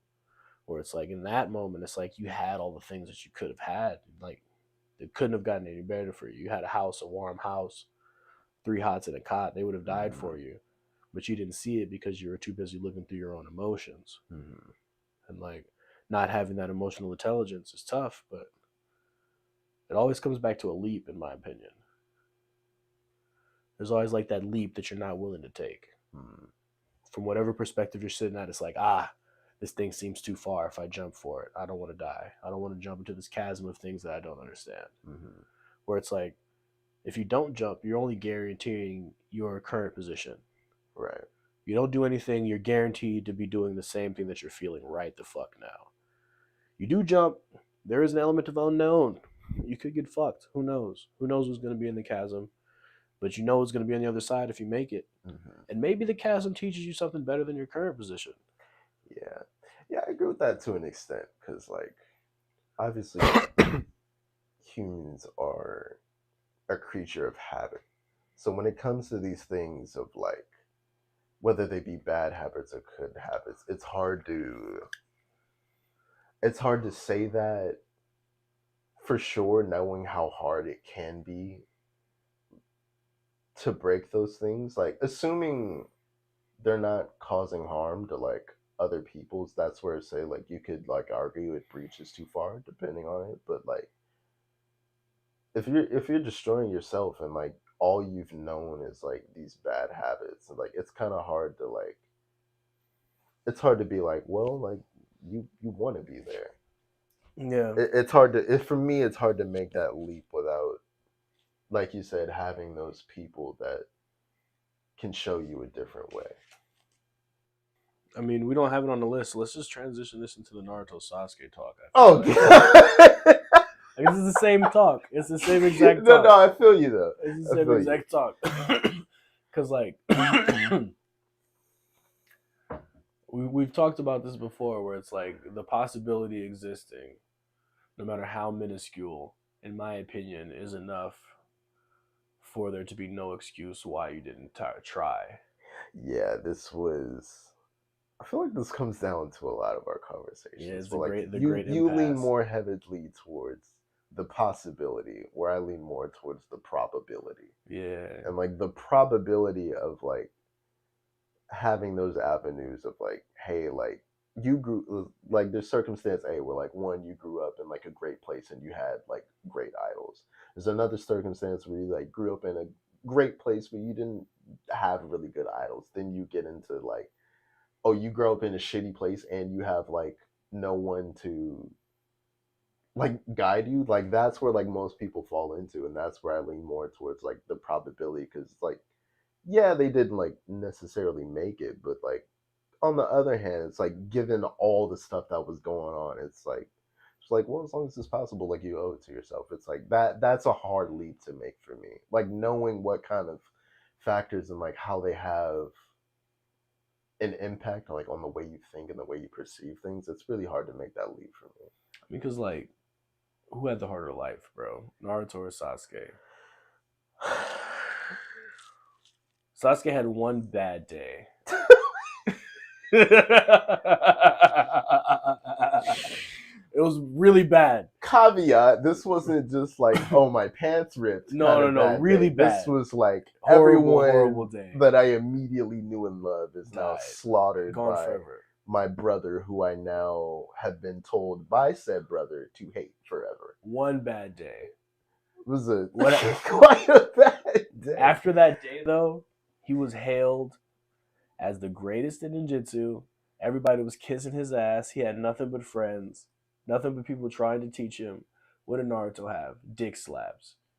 Naruto's getting dick slapped since he was born. I mean, that's all perception, though, because, like, what kind of world are we looking at this from? Like, if we're looking at this from, like, just an academy standpoint, like, sure, like, yeah, the kid's a prodigy, but he has a life outside of that that's fucked, and that's what matters more. It wasn't that fucked. It was pretty fucked. He was beloved by his peers. After that, it was pretty fucked. When? After what? After the massacre.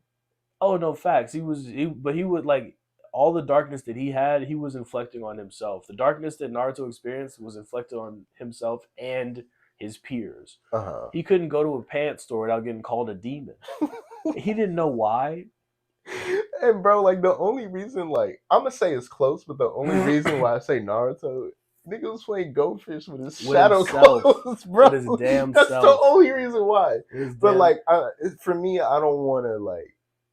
And Naruto lost all his people too. He only had 2 niggas though. His mama and his dad, and he lost both of them that night. Sure, but like he wasn't even old enough to have that attachment where losing somebody meant it. That's what I'm saying. It's kind of the same thing, but more fucked. At least Sasuke got to be raised with his family and experience love for a little bit. Better to love than lost, you know what I'm saying? And he knew what love meant. He knew what love felt like. And maybe he didn't trust it because he thought he loved his brother and his brother killed everybody. Right, but that's saying it's not like true for everybody though. That's an opinion. And like obviously in Sasuke's case, like I would have rather have not had that bond at all than to just like see everybody that I loved and commune with just fucking slaughtered because some political bullshit. It's bullshit. But I mean, think about when he did heal. When he went on that mission with Itachi and they fucked up Kabuto. When they fucked up Kabuto. Think about all the healing that went through that process and like how he changed and how he embraced love into his heart again slowly. If that would have happened at a younger age and he would have let it happen, he would have been over it. If you'd let Kakashi, and Kakashi taught him the fucking Chidori. True. And they hung out all the time. But Kakashi wasn't really the hot take. Learn a nigga type. Kakashi is not really the best mentor.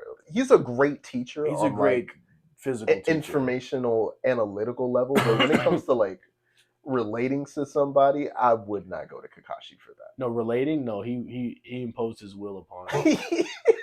He literally made an exam that was like, if you feed this nigga, I'm gonna kick you out. I'm gonna fucking kick you out. But then I told you not to feed this nigga. But if you don't feed this nigga, I'm gonna kick you out. Yeah. Like he was he was. No, I get that. Like if you think if Sasuke got Jiraiya, it would have been a different story. Whoa, dude. You think if Sasuke had a mentor that actually considered his position and talked to him like an equal? Bro, low key, I don't even think. Bro, even like if Iruka took more time with Sasuke, I think that alone would make a difference.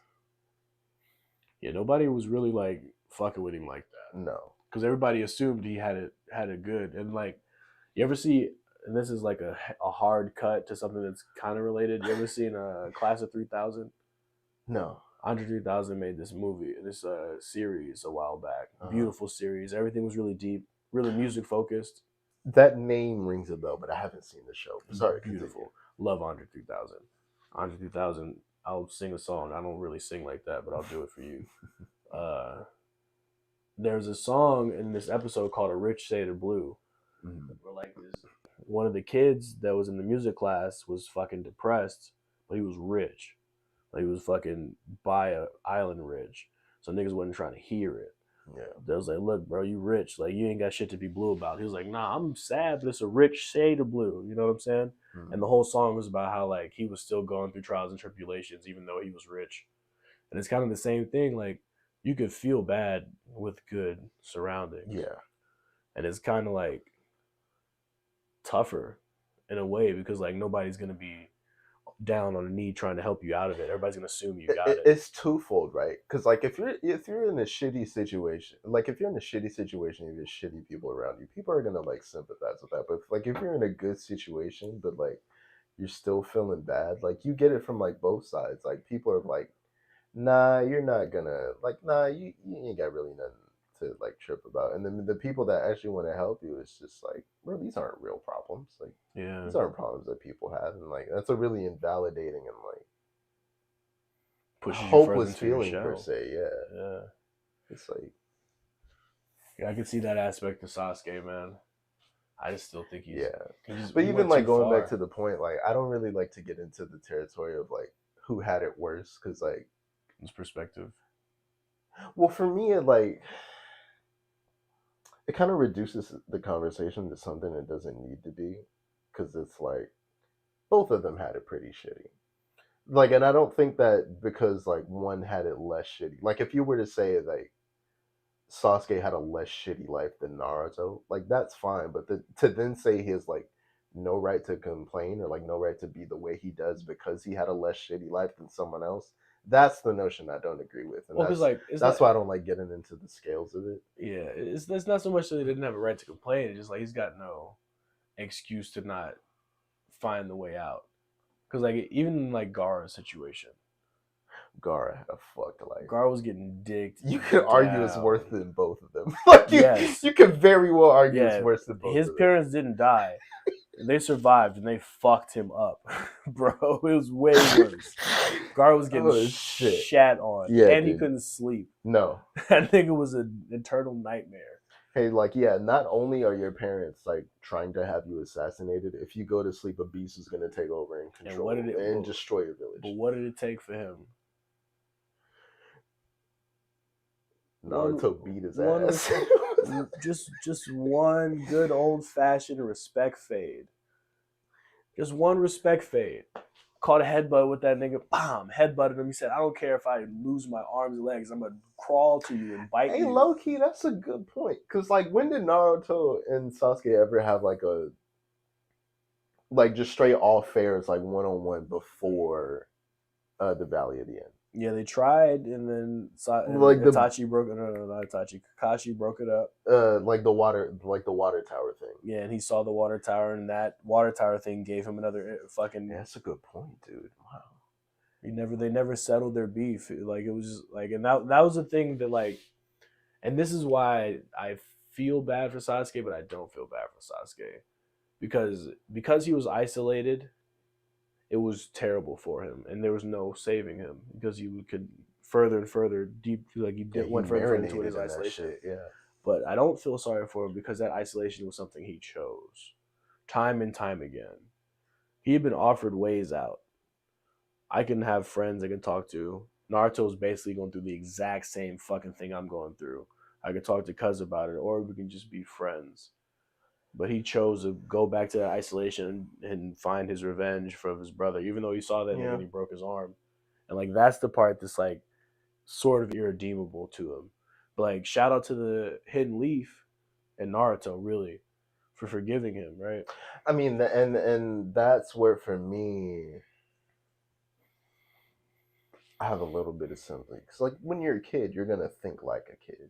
But he's a grown ass nigga after Orochimaru was dicking him down. No, I'm talking about like when you were saying like he chose that isolation. Yeah. When he had like Naruto and stuff like that. And so it's like when that's all you have, like whether it be good or bad, that's gonna be like all you want to be in. Cause like, and like even on like a real life level, there was stages on like the first like 10 to 12 years like of your life is like development are the most important when it comes to like learning how to develop future habits and like holding to those. And so like him, when you're in that impressionable stage and you have that kind of traumatic experience, it's like that's what you stick to, whether it be good or bad. Like that's what you're, because it happened during those developmental moments, that's what your brain like filters things through. And so like I said, that's what for me is like hard to like not give him that leeway, because like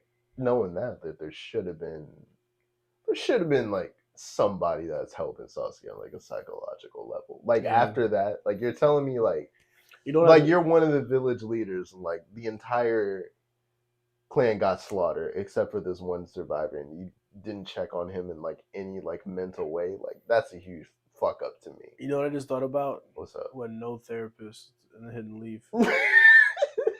When the now no psychology clinics, no rehab centers. And these niggas were straight up like warriors. Like, yeah, dude. They didn't use guns. I mean, that's what the villages were. That's what the villages were formed off of in the first place. Like during like the War and States period, like, yo, fuck all this useless fighting. Let's just like find some place, like be cool and like chill.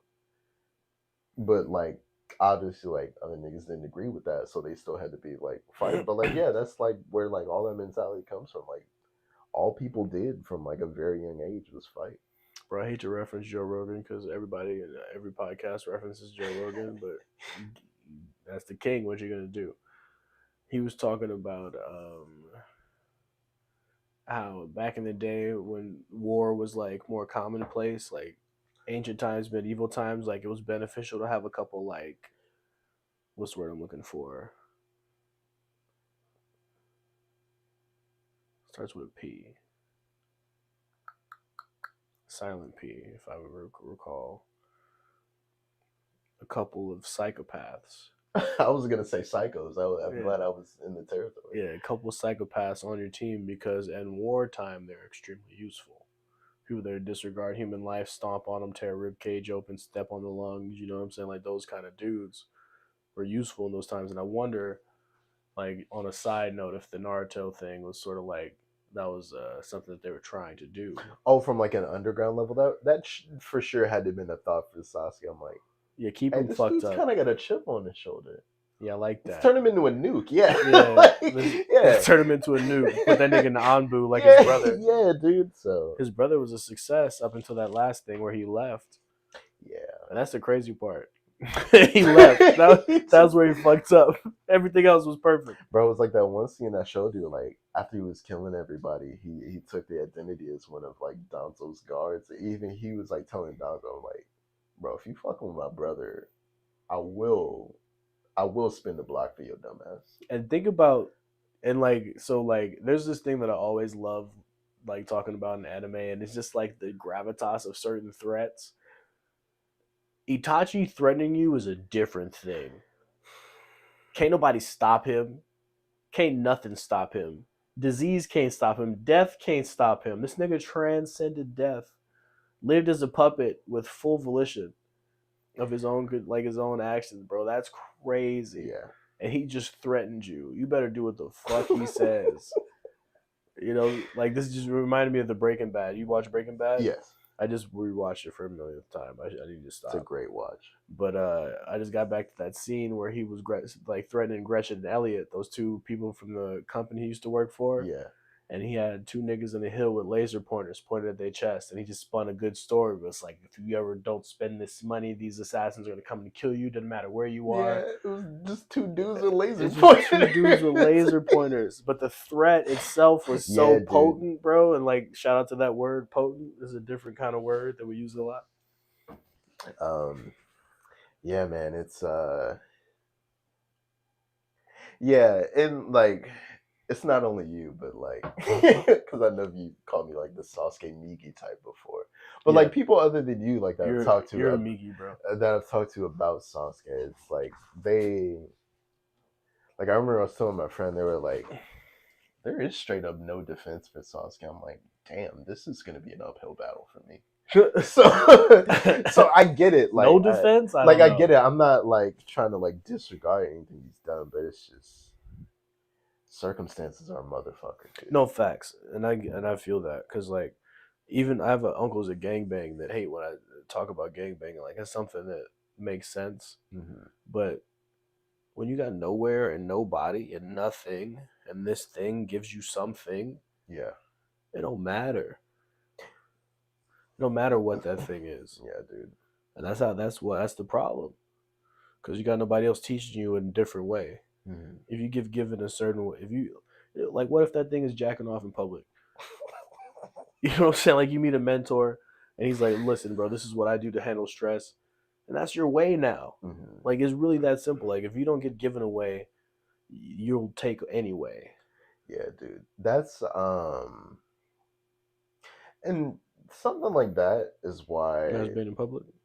No, don't do that. You go to jail. No, that idea of having someone to show you the way, and that's why the captain from Black Bull's Yami, from Black Clover, that's why he's one of like my favorite teachers in like pretty much all of anime, because like he considers like the people under him, like instead of like here's what to do, it's like, hey, what do you think about this? Like even that like shift and like how you address like somebody's like thought, like if they have a new thought, even that kind of shift, like that's monumental for somebody's development.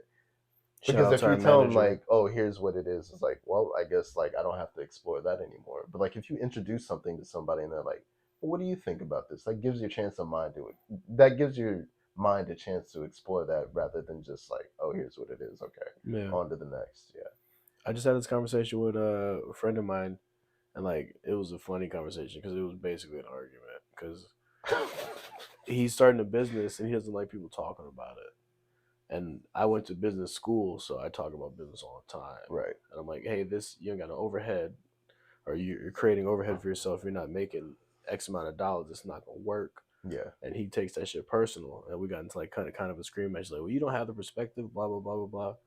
And like that was one thing we were talking about. Like, look, bro, like anybody can have a good idea, and you saying that somebody's stupid means that you're locked off to all the ideas they'll ever have ever, and that's just not a good decision from a business standpoint. Yeah, dude. One of those ideas might be worth $1 million. You haven't even like started the company; you've already stagnated your growth by an immeasurable amount. Basically, exactly. That's exactly the point, bro. Yeah, but you know, it's tough. It's a tough thing to see past sometimes. Yeah. But I think we did though. We got reached agreement. That's my boy. That's my nigga. That's good. Yeah. Yeah, we definitely like reached some rough territory, and I knew we would. And that's what happens because I know the same thing with my business. It gets personal. Yeah. I've had arguments with my girl because she's like talking shit about it, and it's like, no, like I mean this, you know. Yeah. But you just got to find a way to. Yeah, I mean, especially when it gets to that stuff, like it's your namesake on the line. Of course, there's going to be some level of like personal to it, you know. Yeah, it's tough. It's a tough thing. Like anytime you take in business personal, it breeds issues. Yeah, unfortunately.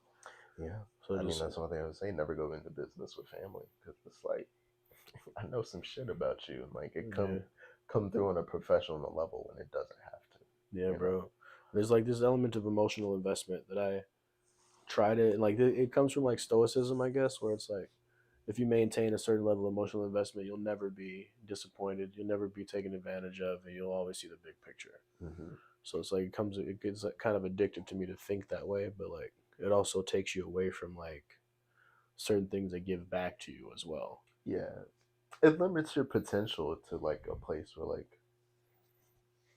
like once you experience that contentness, it's like, okay, here's where I hover. Like anything more or less than that, like I don't need to have. Yeah. So it does limit that potential for what you can feel per se. That ambition, bro. You need that ambition. You want to grow.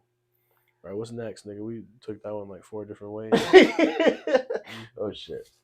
These are good questions, bro. And this is where I said it's this is where I said it took a weird turn because the note after this is best anime boobs. Best anime boobs. Whoa, that's a good break.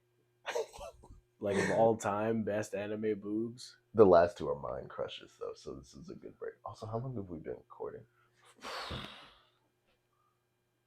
An hour and 37 minutes. Okay. Yeah, dude, best anime boobs. So like, when you wrote this down, I had someone in mind, but I can't remember. Oh, I remember now. I don't know if you've ever seen this anime called Jormungandr. It's not that well known, but it's this lady on there, Sophia Valmet. Yeah, he knows the whole name. Sophia Valmet, dude. Because for me, like, I'm big on proportions. Like whether it's big or small, like how does it look in like the grand scheme of things? That's why I'm like generally averse to like BBLs because like most people got out of control with it and it doesn't look proportioned. I'm like, that just looks uncomfortable. I digress. Anyway, she has like a muscular build, like she's got like abs and like shit, but she's also got a rack. And like to me that makes her sexier because it's like, damn, you take care of your body to this level, but you also have such a nurturing chest. Nurturing.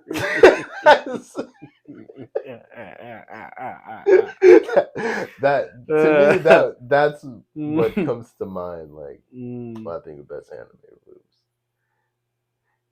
Yeah. What a symposium of an answer. Well done, dude. Everything's analytical to me, so it's good. Like I gotta break it down to like its core pieces. Cause like when I hear best anime boobs, I'm on a journey. Okay. I'm just bouncing from boob to boob to boob, like trying to figure out which one's the best. Cause I love them all, and I love them all for different reasons. I love the small ones for different reasons. I love the big ones for different reasons. Cause I think it would go back to like which one's my favorite. right? My favorite anime boobs, and like it's kind of dark. It's very What? yeah. It's a little dark. Okay. Maybe we won't. We won't go there. I'm like that's Maybe your we pick. won't. That's up to you. No, we won't go there. People are gonna be filleting me in the comments over that one. Fucking damn. Best anime boobs. Low key, Hinata's were like some late bloomers, but they came out into a good position. They were pretty good. I mean, but I'm thinking too. Cause I'm a nipple man personally. Really? Cause I like big titties. I like small titties, but like the nipple is really what like caps it off. You know what I'm saying? Like, because if you got like a big ass titty with a little bitty nipple, it's ridiculous. Yeah. It's like you're trying to play with this little bug bite when you're holding on this big mound of flesh. Like, and if you got like a fucking big long ass nipple, you might as well be sucking on a dick. You know, it can't be that big, right? But it can't be that little. It's got to be just right, like fucking the Three Bears. So like, you know, so like when I think about that, my favorite viewing experience of a nipple, and this is so dark because I always said I wasn't gonna, but I'm gonna take it there. Let's go. Elfin Lied. Okay. You ever seen that anime? I've heard of it, but I haven't watched it. The darkest shit you ever seen in your life. It's terrible. This lady gets sniped with this tank gun, and she has this power that like stops things with invisible hands that people can't see, right? Called vectors. And she tried to block this tank gun, but it was too strong, so it hit her, didn't kill her, but it lodged into her brain and gave her personality disorder. Mm-hmm. And one of her personalities was like a mentally ill kid named New, but she was a grown ass woman, Right. and like she would just run around the house cleaning shit with a little sponge, like new, new, new, new. Mm-hmm. And she had the perfect titties, pink nipple, They nice, showed the nice. whole boob. Oh yeah, Whoa. nudity. Okay. I don't know if they showed a coochie hole, but they might have shown the crease. Just the outer workings. It's one of those. It's one like it was like and it's a short anime too, like maybe 10, 11 episodes, but it's pretty impactful and it's super duper duper duper dark. But that lady has some nice titties. Speaking of like anime boobs and like, I hate to be stereotypical, but for me, I've gotten to the point where it's like, if you're conducting a list of like best anime boobs and Tsunade isn't like in your top 3 to top 5, like I kind of don't trust the list. But she old though. I mean, cause like, and that's the thing where it's like I don't really care. Like, oh no, they're suckables. Don't get me wrong. But it's for me, it's like, what do they look like for real? Is what I think about. Because you know she smell old. She got old lady perfume on. Like the mothballs and shit. Yeah, she old, bro. I kind of fuck with that though. It's just, you know, there's some serenity to it, you know. I'm just, that's just me. I acknowledge that I may your be grandma house, you know. Feel comfortable, but it's like, what's that bacon cooking shit? Yeah. I'm cool. But like hers are like well proportioned. It fit her character, and like they thanged when they banged. She had big titty energy. Yeah. Damn, is that something that doesn't exist that we just made? This big titty energy. Big titty energy. They talk about big dick energy all the time, but big titty energy is a very different kind of energy. I mean, cause like big titty energy, like I've heard like from a lot of chicks, like if they too big, that shit is cumbersome sometimes, bro. But you still get like there's a like a big dick ain't cumbersome. Pause, but like yeah, it's not. But and I'm a grower, not a shower, so you like when I'm trying to show it off, it's hard, so you can't really walk around with the. You know what I'm saying? Like you can't even show that shit off. You gotta wear tight briefs if you're trying to like pull your shit to the side, so it doesn't matter. Circulation gotta be on point. But like big tit energy, there's something to that. Like a lady with big boobs enters the room different than a lady with no boobs. Oh, for sure, yeah. Right? I'm not taking that away. For me, I'd have to ask about that, like, cause like I know them shits could like you can't lay on your stomach. Yeah, bro. My girl be having that issue. Sometimes that shit get caught like when you're trying to sleep and then it pinch and then it kind of hurt. it's like a lot of like. I don't know my testicles once. It's a lot of like. How old are you? 25. You ever sit on your testicles yet? No. I've zipped them before, and that was an excruciating experience. But no, I've never sat on them. I pinched one sitting on the toilet one time. Dude. You know, like well, I don't know. You said you never did it, but like America, y'all got to tell me in the comments if y'all ever experienced this. But it's like this thing that happens because I sat on the testicle directly, and then like when you sit and apply pressure, like shoots out of the crease, right back into the sack, but like it still hurt. You know what I'm saying? Just that squeezing hurts. Oh, dude! And I did that sitting on the toilet. Just that rapid ejection from like one point. Yeah. Yeah, and I had to sit there with a stomach ache trying to shit. Yeah, dude. Because like I would agree with you. Like if a chick with a rack like walked in the room, like all eyes are on her. It sucks the air out of a room, bro. So yeah, for sure. Like Big Ten energy always. Star has been normal. I like that. I would just have to ask because like I've heard some negative things about. They can't be too big. Like, yeah. There isn't such a thing as too big, ladies and gentlemen. Because I've seen some chicks with like some missiles. It's like, dude, how do you manage day to day? No, did you see the one where like that lady got like surgeries and they were like this big? She's kind of bigger. They're like Z's. Why are you at the end of the alphabet? Because like that's how the bras work. A, B cup, D cup. She had a Z cup. Dear God. No, they were huge, and like she would walk, and they looked like they were. Yeah, dude, that's gross to me. I'd get in there. Really? I love titties, man. I'd pass. Because like, here's the thing with me about titties, and here's my symposium, right? There's no softer skin that I've ever felt than titty meat, right? The consistency of titty meat feels like nothing else besides a titty. Right? It doesn't feel like a fat belly. It doesn't feel like an ass cheek. It feels like a titty. There is some malleability to a titty that you don't find anywhere else in the body. And like, I forget where I heard this, but it was like a TV show or a comedian or something where he was like, it don't matter if you're wearing 2 t-shirts and a sweater. If you put an elbow on a titty, you know that's titty meat. For sure. If you're not looking at it, titty, for sure. Yeah. And like, it's just, there's just something so nice about that. Yeah. For me, it's like, I would swim in a pool of titty. You know what I'm saying? I don't care how big they are. Because for me, it's like, I appreciate like the form of a body. And so that's why I said I like it like to be proportionate. Because like when people ask, like, you an ass or a boobs guy, I'm like, real talk, I'm a legs guy. Because like that plays into like the overall form of the shit. That's the shit that really gets me. And I guess by virtue of it, I'm an ass guy, but I digress. But for me, it's all about, just call him B. But for me, like, Z's is a lot, dude. Like that, I can't even. I wouldn't wife that. I can, but I would appreciate that on like a geometric level. But you wouldn't want the experience just to try it out.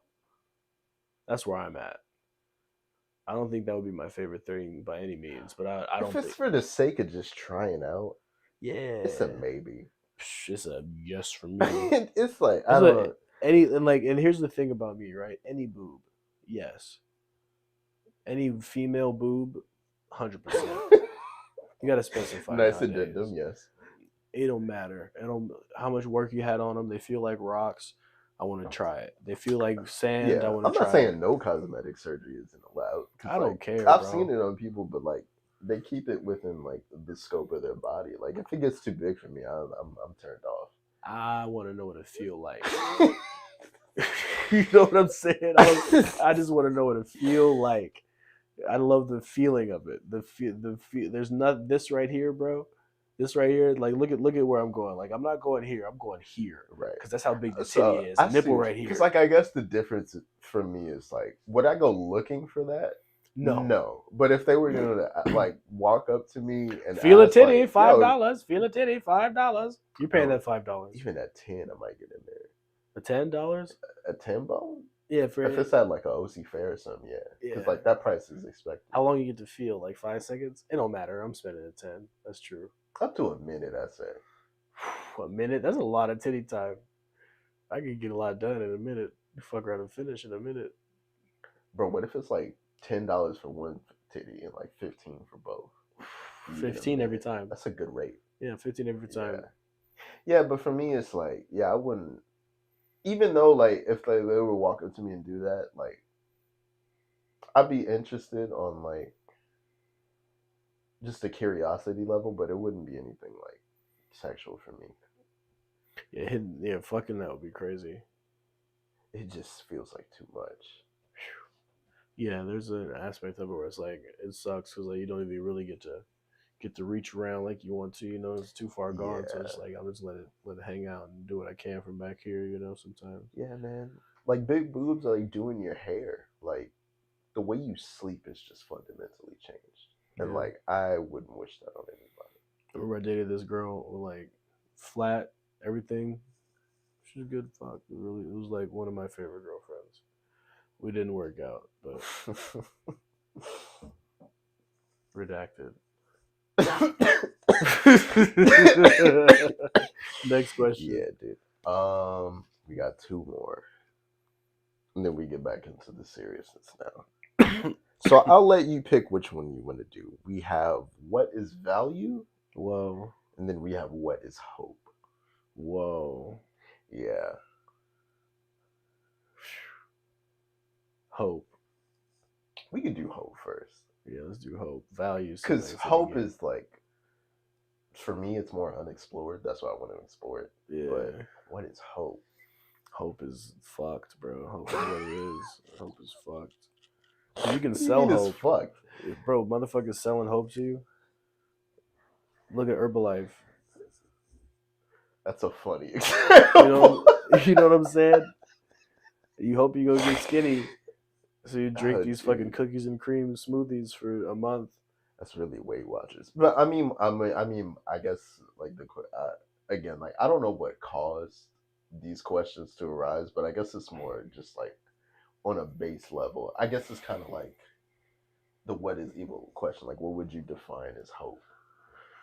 Yeah, dude. Like, to me, I would define hope as just the belief that something will change.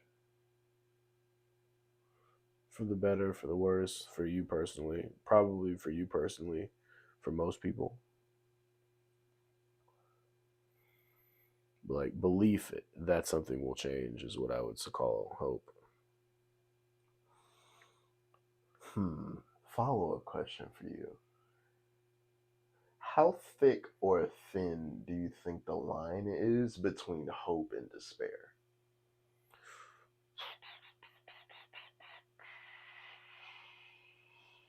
Hope and despair.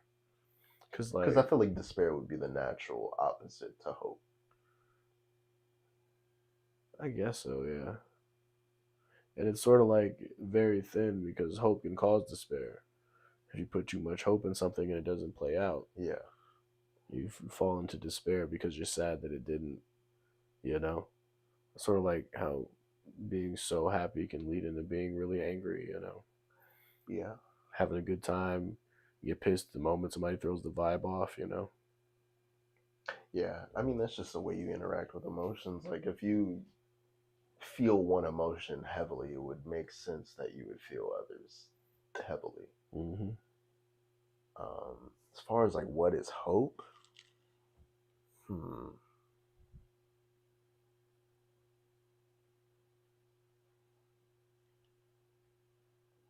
My definition will probably be similar, if not the same, to yours. I think it's just having that sixth sense about something, whether it does or doesn't pan out, just having that extra sensory feeling that something is on the horizon, whether it changes for the better or worse. And like it's kind of hard to explain because it's such an intangible thing, but tell us in the comments what hope means. You're supposed to say that when you do YouTube. Oh yeah, I'm not a YouTuber, so I don't. Yeah, you are. Well, you got a channel, bro. With a podcast that's 2 hours. That's some Joe Rogan shit. He also has like thousands of episodes. We got one. Nigga, shit, we got one. It's streaming live right now. We edited this down. That'd be a couple videos. It'd be all good. No, yeah. Because for me, like, hope is like, I don't want to say last resort, but it's kind of like all you have in a sense sometimes. For sure. It's like you could do everything by every like observable measure, but then like when those don't pan out, it's just what else do you have? Or it's just like fuck it, I'm still gonna like keep going for it. Like that is like hope in a sense. That's in the face of like objective negativity. You there's an unshakable thing in you that says there's going to be something that comes out of this that is positive and can be very very powerful both for like good and or bad. Like you said, it's like whether you like start to sell it and like stuff like that, it's a very powerful thing, I'd say. And like this is my problem. Like we talk about how I love chaos so much, but like there's also like this element of chaos where it's like when things are so nebulous, they're easily manipulated. Right. And hope is one of those things where it's like hope can Some mean really good whiskey, by the way. Sorry. Yeah, my grandma gave me this. That's really good. Yeah, But dude. Yeah, you were saying about It's hope being nebulous. It's like it's easily manipulated. Like if you gave somebody hope over something, there's not much that they wouldn't do. Like say you talking to an ex-con who can't get a job, he's got nowhere to stay, and you're like, yo, bro, guaranteed I'll give you $2,000 a month if you take care of this thing for me. You gave him a hope of a livelihood, and there's not much that he wouldn't do to make that happen. And that same hope can be powerful in a good way too. Like you give somebody hope that they can be better than they were. It would give them the power to do the thing that they wanted to do, right? Which is why, like, I agree for the most part with organized religion. It's just like putting blinders on is this shit that I don't agree with. There's something you said, and it's funny that you brought that up because I was gonna segue into that too. It was something you said about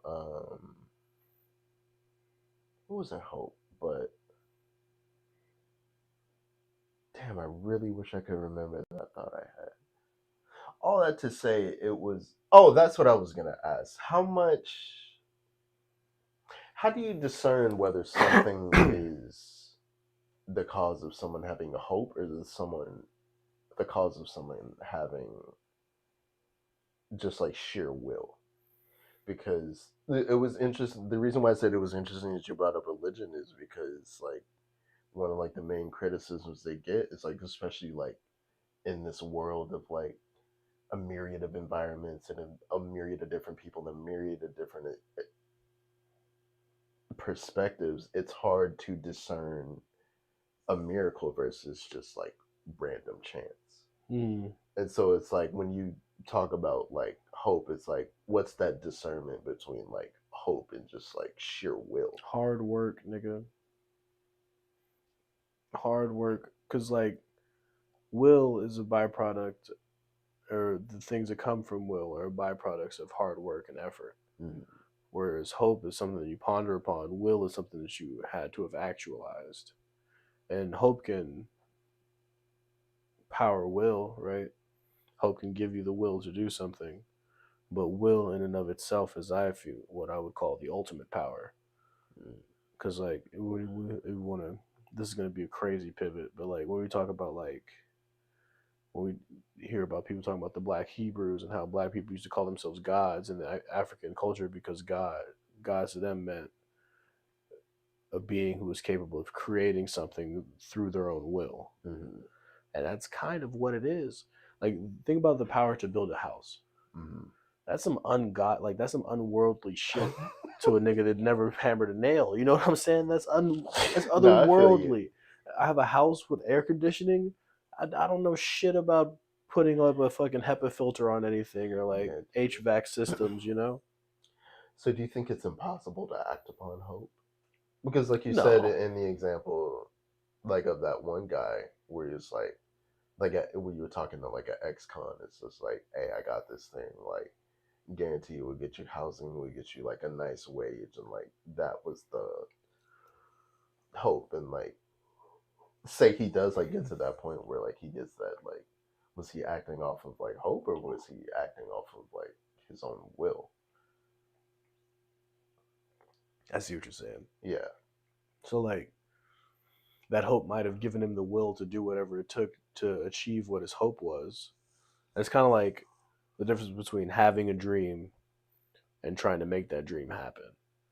Whereas like the making of the dream happening is like the actualization of your will, but the having of the dream is you having the hope that it will come true. Yeah. I see what you mean. It's a symbiotic relationship, but one can exist without the other in terms of like will existing without hope and still accomplishing something. Yeah, I see what you mean. But like hope existing without will kind of makes you a nigga thinking about a better future. And hope without will, you're just a philosopher. The philosopher just sitting there like lamenting on your current situation, and like there's value there, sort of, but like, what are you doing to better your situation? Which is a good way to our next question: what is value? Yeah, bro, value, and like I was honestly gonna say we should skip this question, but since that shit segued so clean, fuck it, fuck it. Okay, it segued so clean, so we're right here because like I think value is so personal, right? But at the same time, I think this is where this question came from, because we were talking about, does value come from the individual or does it come from the shared perspective of what this thing is, right? Like a bunch of people think this thing is valuable, so it's valuable, or one person thinks this thing is valuable, so it's valuable. And it's like, I feel like it's not really a straight answer. It's more of like a gray area kind of answer. It's like a very hard question to answer, and I'll do you one better. I think value depends on the entity in which you bring it to. For example, if I'm a gardener and you're bringing me like electronic stuff, that's not gonna have any value to me. But if I'm like a computer repair person, you bring those same parts to me, that's gonna have a different amount of value to me because I'm a different entity acting upon that. Yeah, like so for me, like contextual. For me, it's like, I guess it's not really a straightforward answer, but value depends on the entity in which you bring it to. I think it's better to analyze it within that scope, because like for you to say like what is value would be like, okay, well, who is this valuable to? Yeah, because otherwise there's nothing to talk about if it's just like, it would be like, what are we talking about then? Yeah, it always relies on an outside entity, unless it's the individual talking about it being valuable to them. And that's kind of like the dichotomy where it's like something that's individually valuable has no kind of valuability to society. Yeah, it's like something with, what's the word? Something with, there's a word for it. It starts with an S. Like you send it to a pawn shop and they're like, oh, this has a lot of blank kind of value, but I can't sell it. Scarcity? No. Sympathetic. Nope. Has a lot of symbiotic. Nope. Oh, sentimental value. Sentimentality, right? Yeah. And like the aspect of sentimentality is really like what everything's based on, in a sense. Yeah. From the beginning, like a family is valuable to an individual because they carry deep sentiments towards this family. But your family may not be as valuable to this nigga who has his own family because he has no sentimental value. And then there's like that line where it's like sentimental value versus societal value. Yeah. And like the weight of something that is societally valuable can be felt just as deeply as sentimentality. Like somebody with a trade, right? If you have a trade fixing computers, you're up here and said like in societal value. You're needed, you're getting paid well. Versus like even on like, to me, even like a super broader scope, like the value of like gender roles. Like, and when we're talking about entities, like when gender roles were like being established and like, well, not established, but like being like developed and thought out, like there was reasons for those, like whether you want to go back to like being like hunter gatherers and stuff like that, or whether you want to go to like traditional values like in the early like 1900s. But like the reason why those shift now is because the entity, quote unquote, has changed with like not necessarily people in general, but like our thought as a collective. I think that's the entity in change. So why something like that could have less value, and that's why like for me the definition it depends on like what entity you bring it towards because it could change. The same thing can change depending on who you bring it to. Yeah. Let's cap it off with one last question. Okay. What do you think is the most valuable thing in life? Tell us in the comments if y'all feel so inclined. What's the most valuable thing in life? The most valuable thing in life. Time. Yeah, that's it's kind of vague though. You know what I'm saying? It's kind of a concept. Like, what do you mean time? One of the things that my mom taught me that really stuck with me to this day is in the scope of like now or like in general, like you're either gonna spend time or you're gonna spend money, but you're gonna spend one of them. Like you can't do anything without spending one of those two. And so money, people are always gonna want to spend money because they can get that back. You can't get back time. Facts. So for me, that's why I say time. It's not something you can get back. There's a set amount that you're given, and like whatever you do with that is what you do with that. It's what you make of it. Such a Migi answer, dude. Parasite anime Migi, that's him. Just, but I agree to a certain extent. But I would say, I think that's most valuable in life is love, because it gives value to time. Because doing things that you don't love kind of makes the time empty. It blows, yeah. You know, it sucks. It sucks ass. And like having, and like I can even go further than that and just say it's purpose. Like having something that you're willing to dedicate yourself to that's higher than yourself. And like for that, some people for that, that's religion for them, right? Some people that's family for them. But it's like something that like a higher purpose that makes you look beyond yourself and give Side further. note, that's a great topic for the next time, whether it be like purpose or passion, because those are two things that I've struggled with personally. So, sorry, I didn't mean to cut you off. No, that's good. That would be. We'll write that shit down on the next sticky note. No, but yeah, love is. Yeah, you're right. It does give credence to time, and it was like what Ricky Gervais was saying. Like he was talking to that one chick on the show. He's like, I think like life is valuable because like you can't get time back. Because he was talking about like if you know something's gonna end, then like what's the point of like watching a movie? Yeah. You know, so it's like I think it's valuable because like you can put a movie on again and again. You can't replay life. Yeah. So like, well, the thing that you can get out of that movie is like how you feel about it. Right. You know, like it can enhance that, and like this is gonna be a crazy illusion, but like, you ever seen Man of Steel? Yeah. See Man of Steel a gang of times. One time, I watched it while taking a certain controlled substance that rhymes with ushrooms. Okay. Right. Allegedly. America. And it made me like hyper focus on the details, and I've never appreciated a movie more in my entire life. Mm-hmm.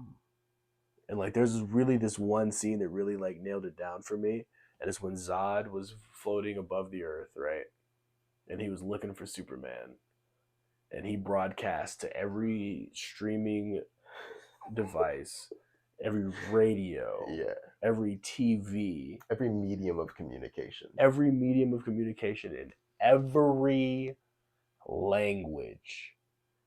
How many languages are there? Hundreds. 28, I think. At least, right? I don't remember. That we know of. Yeah. Besides dialects. Yeah. Right? And he hit every single one of them and said, "Find me this man." And like that heaviness like never set on me until like watching it in that moment, because it's like I was into it. Right. And like there's something about being into something that changes your entire experience with it. Right. If you're like kind of half in, half out, it can pass you by, you know. But like if you're into something, like 100% emotionally invested into something, it does something to your time that just fucking dude. It makes it a completely different experience. Yeah, that's true. And I would say that thing, that feeling that I felt the most in my life has always been love. It's always been like some type of deeper understanding or appreciation of the thing that I'm doing. And yeah, we'll have that discussion later. That's a fun discussion. Look forward to it. Yeah, man, because it was something that I needed. Because if I didn't have it, who knows? You know, who knows? I might have been Sasuke. We would have been talking about me. Yeah, dude. We're all just one bad day away. One, bro, listen. Yeah. I just had a conversation. I just talked to somebody about homos. Anyway, next time. Next time on The Void Ballsy. Appreciate you guys. Have a great night. Like and subscribe. And I figure like I'm supposed to say that shit because we do YouTube. So like and subscribe. Yeah, it's your main thing. Yeah. So. Like and subscribe and tell us in the comments if we're stupid or not. I love you and stay black. Oh, take care, everybody.